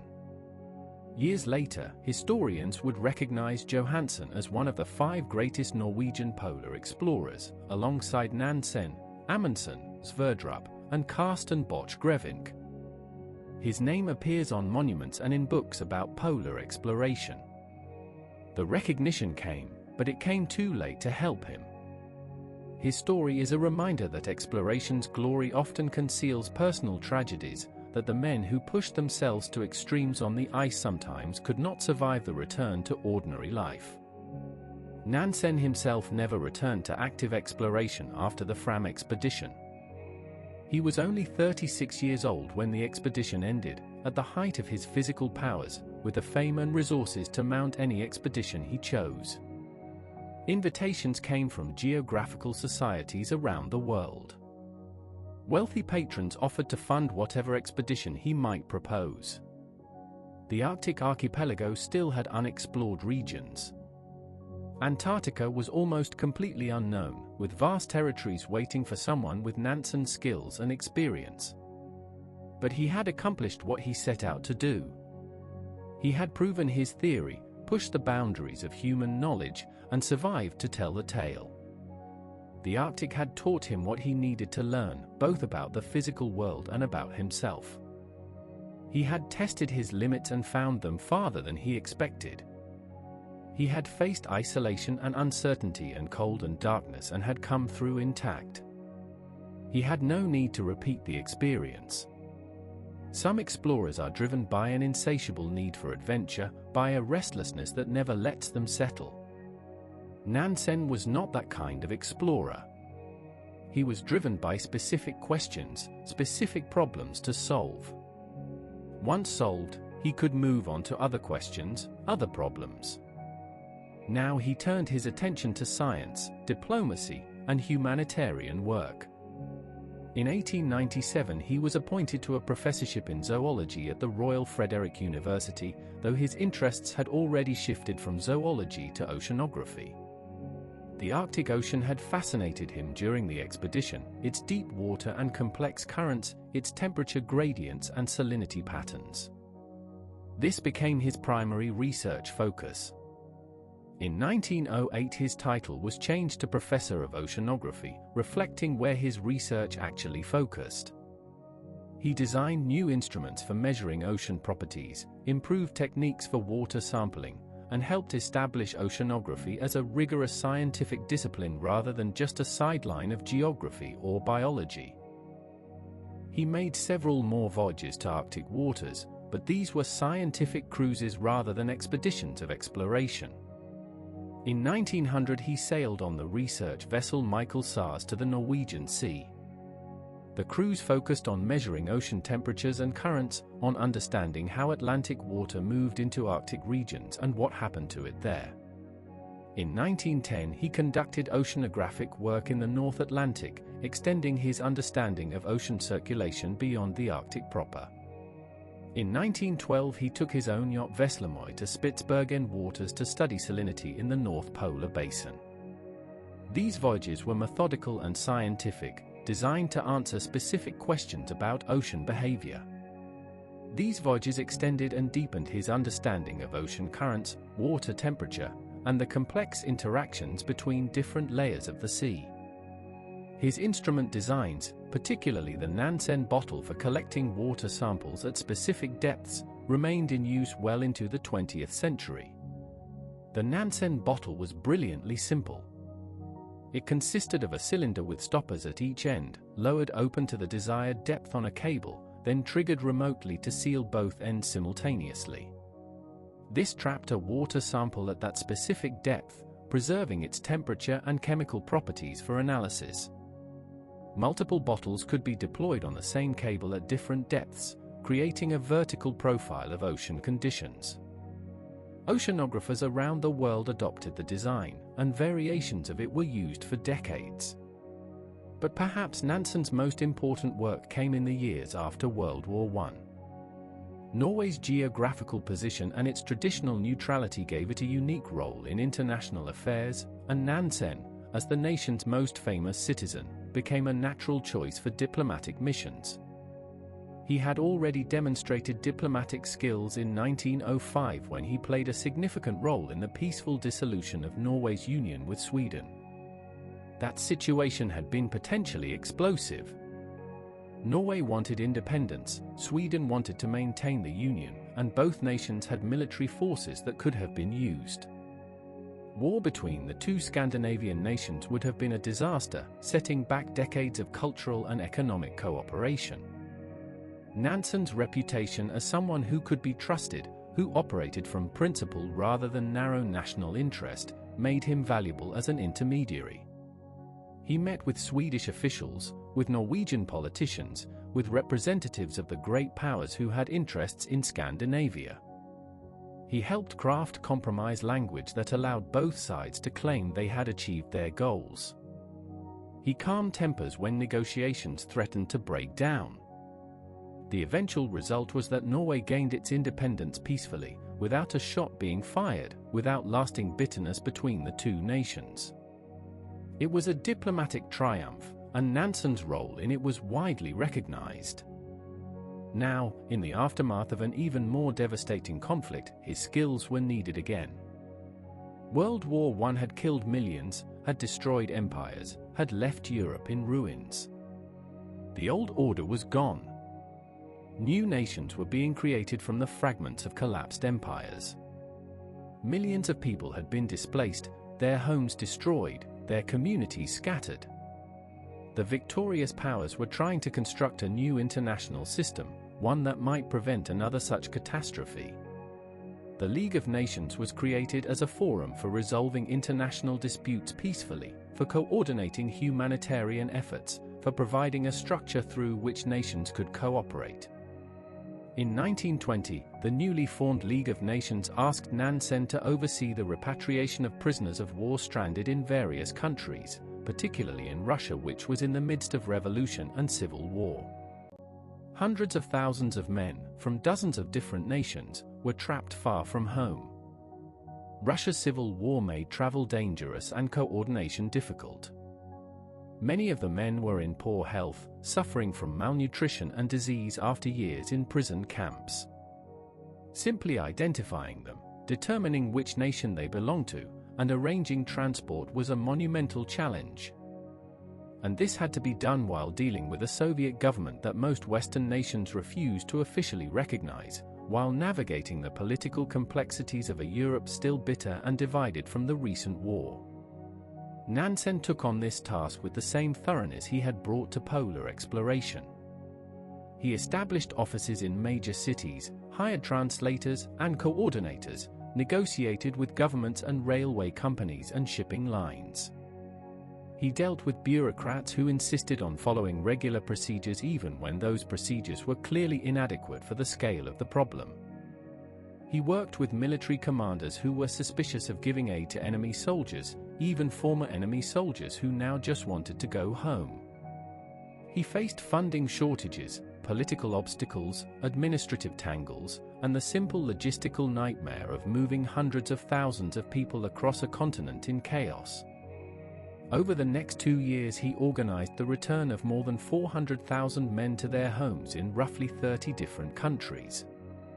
400,000 individual human beings, each with their own story, each with families waiting for them, each desperate to return to whatever remained of their former lives. The logistical challenges were immense. This was not a single operation but thousands of separate operations, each requiring coordination between multiple governments and organizations. A Polish soldier in a Siberian camp needed different arrangements than a German soldier in France or an Austrian soldier in Italy. Each case required documentation, travel arrangements, crossing permits, funds for food and transport. The League recorded that the story of his efforts would contain tales of heroic endeavor worthy of those in the accounts of his polar expeditions. It was a different kind of heroism than facing Arctic ice, but it required the same qualities: determination in the face of overwhelming obstacles, careful planning and organization, willingness to work long hours under difficult conditions, and refusal to give up when the easy path would have been to declare the problem unsolvable. In 1921, as Russia descended into famine, Nansen organized humanitarian relief efforts that saved countless lives. The Russian Civil War had destroyed agricultural production across vast regions. A catastrophic drought in 1921 made the situation even worse. Millions of people faced starvation. The international community was reluctant to help the Soviet government, fearing that aid would strengthen the Bolshevik regime. There were legitimate concerns about whether aid would reach those who needed it or would be diverted to support the Red Army. There was also deep political hostility. The Soviet government had repudiated Russia's debts, had nationalized foreign-owned property, had openly called for revolution in other countries. Why should Western nations help them? But Nansen argued passionately that starving people were starving people, regardless of their government's politics. Children did not choose their government. Peasants struggling to survive another day did not make foreign policy. The question was not whether to help the Soviet regime but whether to let innocent people die when aid was possible.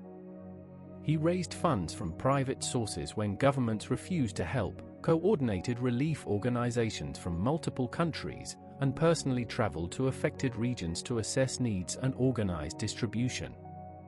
What he saw in Russia was heartbreaking. Villages where people had resorted to eating bark and grass. Children with swollen bellies and stick-thin limbs, the classic signs of severe malnutrition.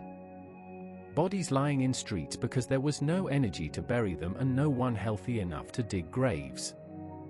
Orphanages overwhelmed with children whose parents had died or had abandoned them in hopes that someone else might keep them alive. The scale of suffering was almost incomprehensible. Nansen worked to establish feeding stations, to distribute seed grain so that future harvests would be possible, to provide medical supplies to treat disease that ran rampant through weakened populations. He negotiated with Soviet authorities to ensure aid workers could travel freely and that aid would go to those who needed it rather than being confiscated. He dealt with Western donors who wanted guarantees that their money would not support the communist government. He found ways to thread these political needles, to get aid moving despite all the obstacles. It was frustrating, often heartbreaking work. Not everyone could be saved. Resources were limited. Access to remote areas was difficult. Political complications delayed shipments and prevented aid from reaching some regions entirely. Nansen had to make impossible choices about where to focus efforts, knowing that every choice meant some people would not receive help. He wrote later about the moral weight of those decisions, about the knowledge that his choices affected whether specific human beings lived or died. But his efforts prevented a humanitarian catastrophe from becoming even worse. Historians estimate that between 5 and 10 million people died in the Russian famine of 1921–22. The death toll would have been higher without international relief efforts, and those efforts would have been far less effective without Nansen's coordination and his moral authority in pushing governments and organizations to act. He could not prevent all the deaths. But he prevented some, and those he saved were real people with real lives who would otherwise have perished. Perhaps his most enduring contribution came through the development of what became known as the Nansen passport. After World War I and the Russian Revolution, millions of people found themselves stateless refugees, unable to return to their homes but not recognized as citizens of any other country. The Russian Empire had collapsed. The Ottoman Empire had collapsed. The Austro-Hungarian Empire had collapsed. New nations were being carved from these former empires, but their borders were disputed and their citizenship laws were unclear. Ethnic Germans who had lived for generations in Poland or Czechoslovakia found themselves unwelcome. Russians who had fled the Bolshevik Revolution could not return home but were not accepted as citizens elsewhere. Armenians who had survived the genocide had nowhere to go. Without official documents they could not cross borders, could not work legally, could not access basic services. They were people without status, invisible to official systems, trapped in a legal limbo. Some had lost their papers during the chaos of war and revolution. Others had papers that were no longer valid because the nations that issued them no longer existed. And some came from new Soviet Russia, which many countries refused to recognize, meaning Soviet documents were not accepted. The problem was not just humanitarian but legal and bureaucratic. Modern states ran on documentation. Who you were, where you came from, where you were allowed to go, all of this was supposed to be proven by official papers. Border guards needed documents to process. Employers needed documents to verify work eligibility. Landlords needed documents before renting housing. Without documents, refugees were stuck, unable to move forward with their lives even when they had managed to escape immediate danger. In 1922, working through the League of Nations, Nansen helped create an identification certificate that would be recognized internationally. The Nansen passport gave refugees official status, allowing them to travel and seek work. It was not citizenship. It did not give permanent residence rights. But it gave legal existence, a way to prove identity and move through official systems. A refugee with a Nansen passport could cross borders, could show employers they were legally permitted to work, could access services that required official identification. 52 countries eventually recognized these documents, a remarkable achievement given the political divisions of the era. Getting 52 nations to agree on anything was difficult. Getting them to agree on documents for stateless people, many of whom came from countries those nations were hostile toward, was even more difficult. But Nansen's persistence and moral authority helped overcome the obstacles. By 1942, more than 450,000 people had been issued Nansen passports, giving them legal existence in a world that wanted to ignore them. The impact on individual lives was profound. A Russian refugee in France with a Nansen passport could work legally, could save money, could build a new life. An Armenian refugee in Syria could use a Nansen passport to travel to another country where opportunities might be better. The passport did not solve all problems. Refugees with Nansen passports still faced discrimination, still struggled with poverty and displacement, still grieved for lost homes and families. But they had legal standing, and that made an enormous practical difference in their ability to survive and eventually rebuild. For these humanitarian efforts, Nansen was awarded the Nobel Peace Prize in 1922. The Norwegian Nobel Committee recognized that his work saving lives and helping refugees represented the highest ideals of international cooperation and human solidarity. The prize came with a substantial monetary award, roughly equivalent to several years of a professor's salary. Nansen used the prize money to further his relief work. He could have kept it, could have secured his own financial future or provided for his family. No one would have criticized him for that. The prize was his, earned through years of difficult and often thankless work. But Nansen saw it as resources that could save lives, and so he put it toward humanitarian efforts. It was characteristic of him. Throughout his life, whether exploring unknown lands or helping displaced people, Nansen operated from a fundamental principle that human life had value, that suffering should be relieved where possible, and that one should act according to reason and conscience rather than convention or self-interest. He had shown this philosophy in his approach to polar exploration, designing his methods based on what made sense rather than what tradition dictated. He built a rounded ship because physics said it would work, not because that was how ships looked. He used skis because they were efficient, not because they were traditional for European explorers. He deliberately entered the ice because theory said it would work, not because anyone else had done it that way. Now he applied the same thinking to humanitarian work, helping people because they needed help, regardless of politics or nationality. Soviet Russia was a pariah state, condemned by most Western governments, viewed as a threat to the international order. But its people were still people, and when they were starving, Nansen helped them. Stateless refugees had no political constituency, no government to advocate for them, no leverage to demand assistance. But they were still human beings with rights and needs, and Nansen worked to give them legal existence and practical help. This consistency, this application of principled thinking across very different domains, was one of Nansen's defining characteristics. He was not just an explorer who later became a humanitarian. He was someone who approached problems rationally and morally, who identified what needed to be done and then figured out how to do it, regardless of what domain he was working in. The same qualities that made him successful on the ice made him effective in humanitarian work: careful analysis of problems, innovative thinking about solutions, persistence in the face of obstacles, and moral courage to do what was right even when it was difficult or unpopular.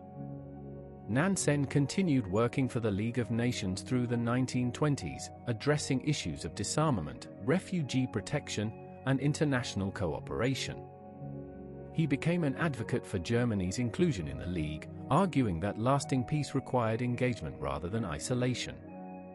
The Treaty of Versailles had excluded Germany from the League and had imposed harsh reparations that crippled the German economy. Nansen understood that this approach was creating resentment and instability rather than promoting peace. Germany needed to be brought back into the community of nations, needed to have a stake in the international system's success. Otherwise, bitterness and nationalism would grow, potentially leading to another war. This position was unpopular in nations that had suffered heavily during World War I. France in particular wanted Germany kept weak and isolated, wanted punitive measures that would prevent any German resurgence. But Nansen argued from first principles rather than emotion. The goal was lasting peace, not revenge. Revenge might feel satisfying in the short term, but it created conditions for future conflict. Real peace required reconciliation, required giving former enemies reasons to cooperate rather than resist. Germany was eventually admitted to the League of Nations in 1926, and while this did not prevent the rise of Nazism a decade later, it represented at least an attempt to build a cooperative international order. He worked to settle disputes between nations through negotiation rather than force. When conflicts arose between member states, Nansen served as mediator, using his reputation for impartiality and his analytical approach to help find compromise solutions. He helped resolve border disputes, trade disagreements, and refugee crises. Not every attempt succeeded. National interests often outweighed international cooperation. But Nansen persisted, believing that the alternative to negotiation was war, and that even imperfect negotiations were better than perfect conflicts. And he continued his scientific work when time permitted, though increasingly his energy went toward diplomatic and humanitarian efforts.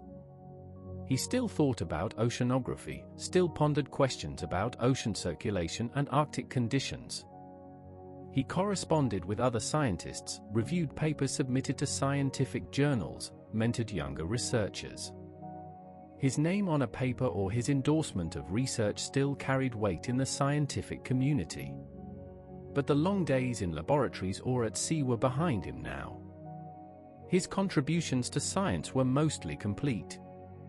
His focus had shifted to applying scientific thinking to human problems rather than natural ones. In personal matters, Nansen's life was more complicated. His first wife Eva, whom he had married in 1889, died suddenly in 1907. She had been a talented singer and performer, a partner who understood his need for adventure but who also provided stability and family life. They had 5 children together. Her death was devastating to Nansen, a loss that friends said changed him fundamentally.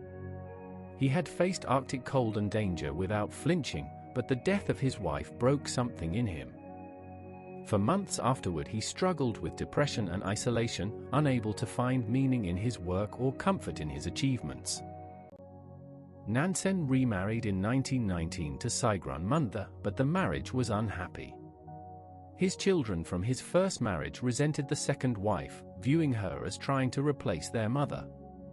Sigrun found Nansen difficult, remote, absorbed in his work to the exclusion of family life. And Nansen himself seemed ill-suited to domestic contentment. He had spent too many years in extreme circumstances, had become accustomed to clear goals and tangible challenges. Ordinary domestic life, with its small routines and steady rhythms, could not hold his attention or satisfy his need for purposeful activity. Friends described him as appearing unbearably miserable in later years, still restless, still driven, never quite able to find in civilized life the clarity of purpose he had experienced on the ice. On the ice, every decision mattered.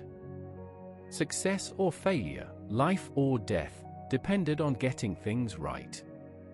There was a purity to that existence, a directness where cause and effect were immediate and clear.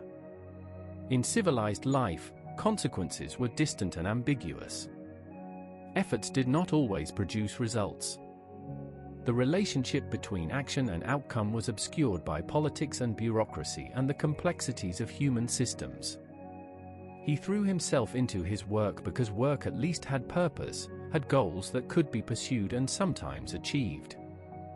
But there was a melancholy to his later years, a sense that the great adventure of his life was far behind him, that everything since the Arctic had been a long, slow decline from that peak experience. It was an unfair assessment. His humanitarian work saved thousands of lives. His scientific contributions advanced human knowledge. His diplomatic efforts promoted peace and cooperation. These were substantial achievements by any measure. But they were not the same as skiing across the ice under the midnight sun, not the same as standing farther north than anyone had ever stood, not the same as that pure simplified existence where survival itself was achievement enough. On May 13, 1930, at the age of 68, Fridtjof Nansen died of a heart attack at his home near Oslo. He was given a state funeral befitting his status as one of Norway's greatest citizens. His ashes were buried under a tree on his property, a quiet resting place for a man whose life had been anything but quiet. In the years since his death, numerous geographical features have been named after him: the Nansen Basin and Nansen-Gakkel Ridge in the Arctic Ocean, Mount Nansen in both the Yukon and Antarctica, Nansen Island in both the Kara Sea and Antarctica. These names scatter across maps of the polar regions, marking his influence on the exploration and understanding of Earth's remotest places. But perhaps his greatest legacy is less tangible. Nansen demonstrated that careful planning, innovative thinking, and willingness to challenge conventional wisdom could overcome seemingly impossible obstacles. He showed that small, well-trained teams could accomplish more than large, conventionally organized expeditions. He proved that it was possible to work with natural forces rather than fighting them, to use intelligence and adaptation instead of brute strength. And in his later humanitarian work, he showed that the same principles applied to human problems as to geographical ones: understand the situation, think creatively about solutions, commit fully to the chosen course of action, and follow through with determination. Fram herself, the ship that made the expedition possible, survived long after her final voyage. After Sverdrup's Canadian Arctic expedition ended in 1902, the ship was used for various purposes, including a few more Arctic trips. Roald Amundsen took her to Antarctica for his successful South Pole expedition in 1910 to 1912, proving that her sturdy construction worked as well in southern ice as in northern. By the 1930s, Fram had been brought ashore and placed in a museum building specifically constructed to house her. The Fram Museum in Oslo displays the ship today exactly as she was during her great voyages. Visitors can walk her decks and explore her interior, can see the rounded hull and the strong timbers, and imagine what it must have been like to live aboard her during 3 years frozen in Arctic ice. Standing in that museum, looking at Fram's weathered wood and imagining her drifting through the polar darkness, certain truths become clear. The expedition was successful not because of luck or accident, but because of design and planning and the determination to see things through. Nansen and Archer had understood the problem they faced and had created a solution that worked. They had not hoped the ice would be gentle. They had built a ship that could survive the ice being violent. They had not expected easy conditions. They had prepared for the worst and been ready for it. The scientific knowledge gained during the expedition transformed our understanding of the Arctic. The oceanographic data showed that the polar sea was deep and complex, its currents and temperatures varying in ways that no one had suspected. The meteorological observations revealed patterns in Arctic weather that would prove important for understanding global climate. The magnetic measurements helped refine our knowledge of the Earth's magnetic field. And the biological specimens collected during the voyage added to our knowledge of life in extreme environments. All of this came from a decision to deliberately freeze a ship in the ice and see where it went, to trust in theory and engineering rather than force and hope. The methods Nansen developed for polar travel became standard practice for decades afterward.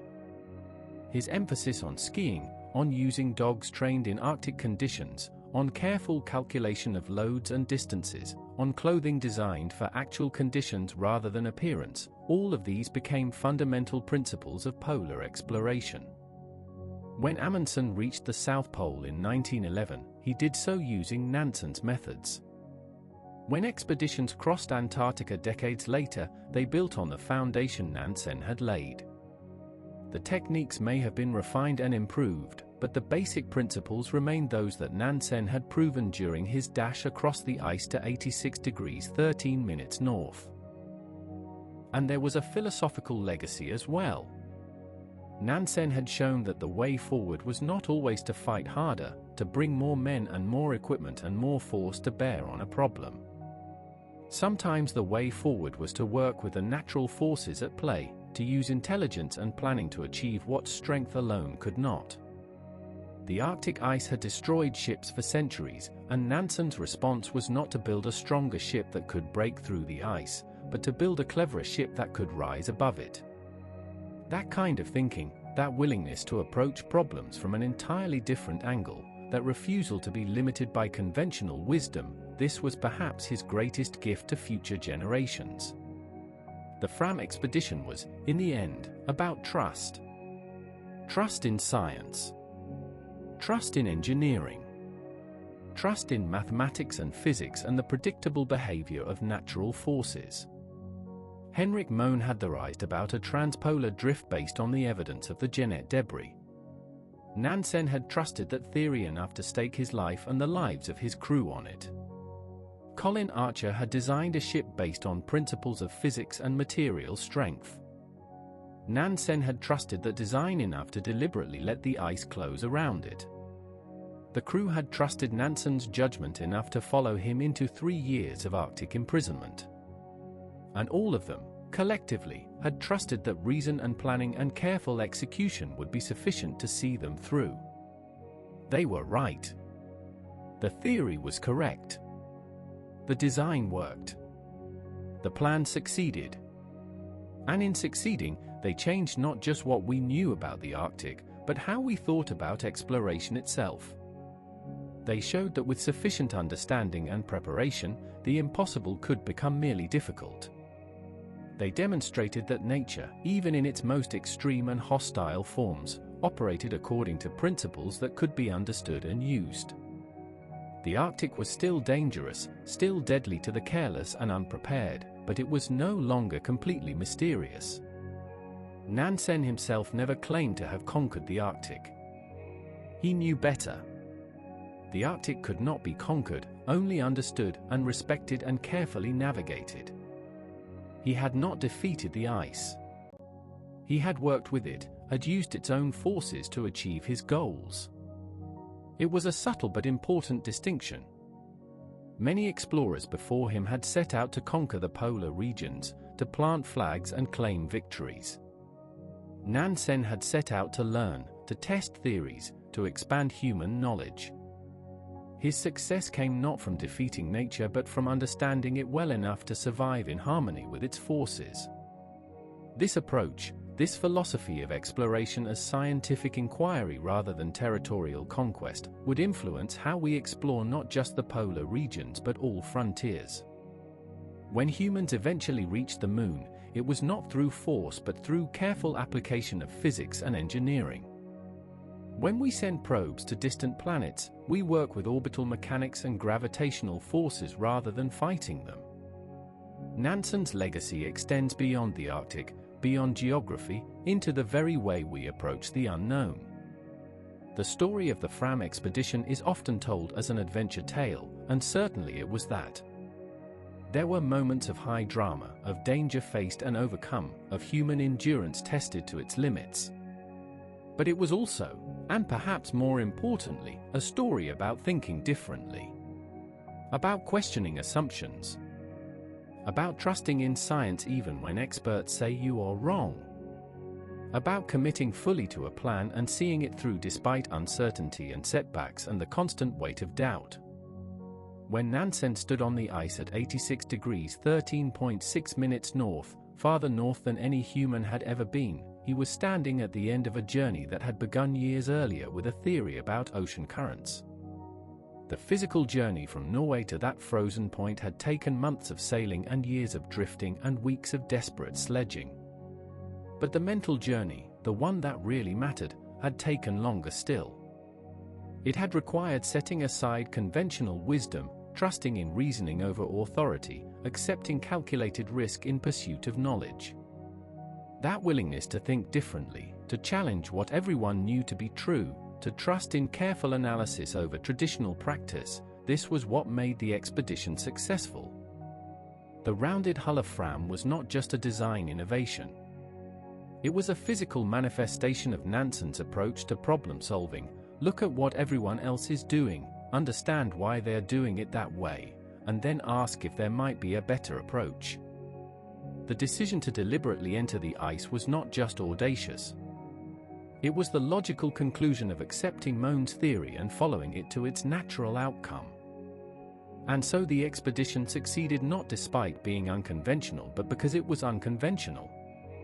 It worked not despite violating the rules of traditional Arctic exploration but because those rules had been based on misunderstandings about the nature of the Arctic ice and ocean.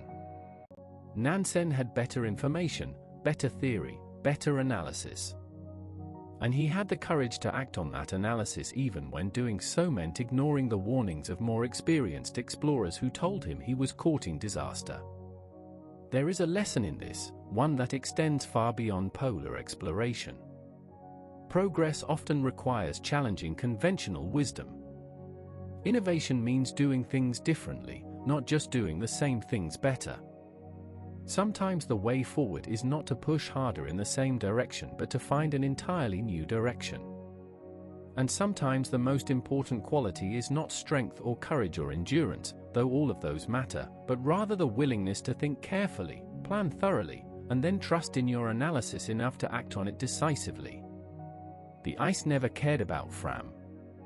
It pressed against her hull with the same mindless force it had applied to every other ship that entered the pack. But Fram's hull did not respond like other ships. It rose and slipped and survived because it had been designed with an understanding of how ice behaves, with calculations about forces and angles and material strengths. The ice could not crush what it could not grip. It could not destroy what it could only lift. Colin Archer's engineering and Nansen's vision had created a ship that worked with the ice's nature rather than fighting against it. In the same way, the transpolar drift did not care about human exploration goals. It moved ice and water according to the eternal rhythms of ocean currents and wind patterns, the same currents and winds that had always existed, that would continue existing long after any human presence in the Arctic had vanished. But by understanding those forces, by accepting them and planning around them, Nansen was able to use them. The drift carried Fram across the polar ocean not because it wanted to help but because Nansen had put the ship exactly where the drift would take it where he wanted to go. This is the essence of science, understanding the world well enough to work within its rules to achieve human goals. We cannot change the laws of physics or the patterns of ocean currents or the behavior of ice under pressure. But we can understand these things, and that understanding allows us to design ships that survive and plot courses that succeed and achieve objectives that initially seemed impossible. Nansen lived this philosophy, not just in polar exploration but in his later humanitarian work. He could not stop wars or prevent famines or eliminate the conditions that created refugees. But he could understand the systems and organizations that existed, could work within them and around them and sometimes through them to help people who needed help. The Nansen passport did not solve the fundamental problem of statelessness, but it gave individual human beings a way to navigate the bureaucratic systems that otherwise rendered them invisible.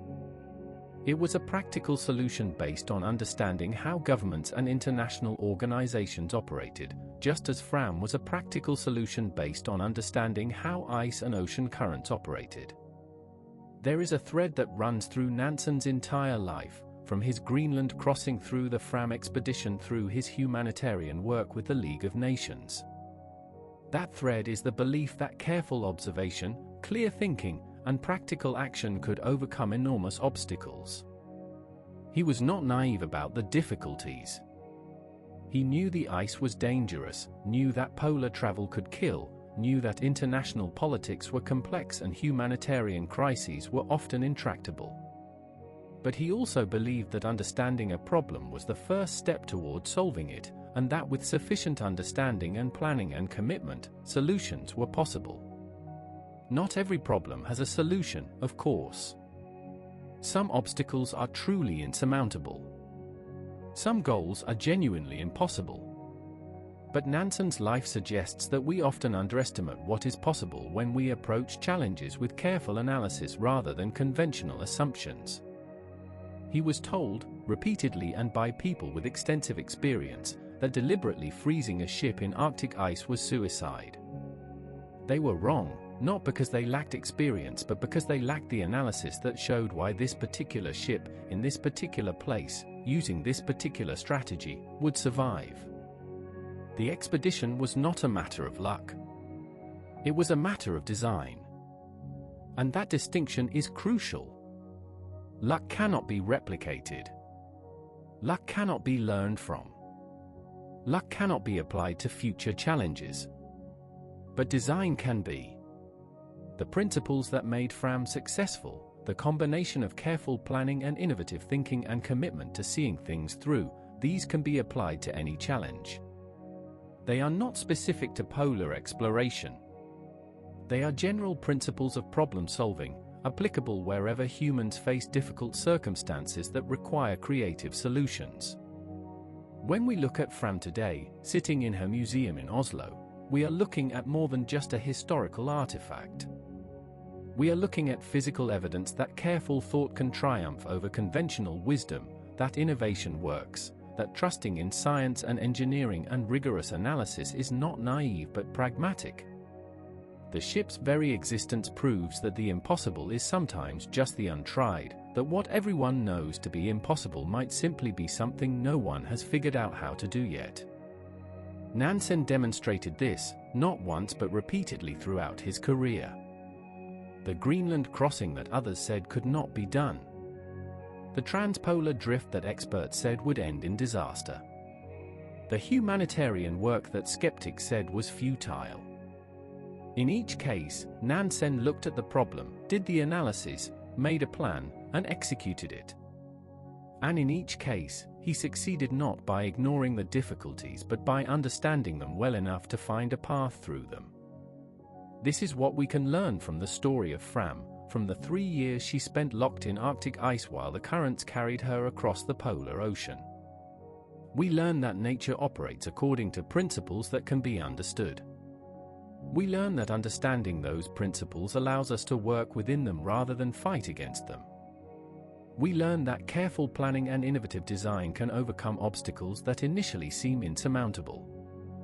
And we learn that having the courage to act on your analysis, even when others say you are wrong, is sometimes what separates success from failure. The Arctic is still there, still frozen, still dangerous. The ice still crushes unprepared ships. The cold still kills the careless. The darkness and isolation still test human endurance. But we understand it better now than we did before Nansen's expedition, and that understanding makes all the difference. We know it is a deep ocean, not a shallow sea filled with land. We know its currents and temperature patterns. We know how to design ships and equipment for polar conditions. We know techniques for travel and survival that work in those extreme environments. And we know all of this because a young Norwegian scientist looked at some debris on a Greenland beach and asked himself what it meant. Because he read about ocean currents and ice movements and thought carefully about the implications. Because he designed a ship unlike any that had been built before. Because he trusted his analysis enough to deliberately sail into the ice and stay there for 3 years. Because he and his crew survived to bring back not just stories of adventure but data and observations that expanded human knowledge. The expedition changed polar exploration. It changed oceanography. It changed our understanding of the Arctic. But perhaps most importantly, it changed how we think about approaching the impossible. It showed that with sufficient understanding and preparation, with innovative thinking and careful execution, even the most daunting challenges can be overcome. The ice that had destroyed so many ships could not destroy Fram, not because Fram was luckier or stronger, but because she was better designed. The drift that had carried Jeanette's debris across the Arctic carried Fram safely across as well, because Nansen had understood and harnessed it. This is the legacy of the Fram expedition. Not just new lands discovered or records set, though there were those. Not just scientific data gathered, though that data was valuable. The real legacy is the demonstration that human intelligence, carefully applied, can find solutions to problems that initially appear unsolvable. That innovation matters more than tradition. That understanding matters more than force. That a well-designed ship with a small crew and a clear plan can accomplish what large expeditions with conventional approaches cannot. Nansen understood this. It was at the core of how he approached every challenge he faced. And in the end, he was proven right. The theory was correct. The design worked. The expedition succeeded. And in succeeding, it showed future generations that the impossible is often just the domain of the unprepared and unimaginative, that with sufficient thought and planning and courage, even the frozen Arctic can be crossed, even the pole approached, even the forces of nature harnessed in service of human goals. Rest now. Let these thoughts drift through your mind like Fram drifted through the ice, carried by currents you cannot see but can trust to bring you safely through the darkness. Think about challenges that seem impossible, problems that appear too large to solve, obstacles that everyone says cannot be overcome. And remember that Fridtjof Nansen faced something truly impossible, faced the crushing Arctic ice and the endless polar night and the certainty of experts who said he was wrong, and he succeeded anyway. Not through luck. Not through superhuman strength. But through understanding, planning, innovation, and the courage to trust in his analysis even when everyone else doubted. The ice is still out there. The cold still waits.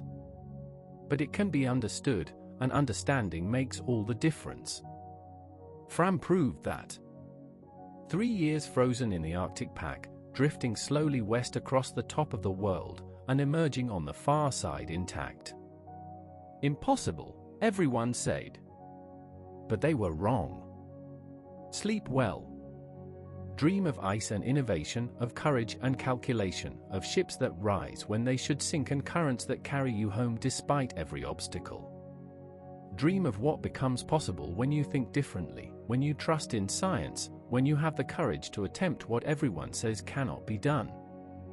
If you enjoyed this journey through the frozen north, through the story of Fram and Nansen and the extraordinary adventure that proved the impossible was merely difficult, consider liking this video and subscribing to Sleep Orion.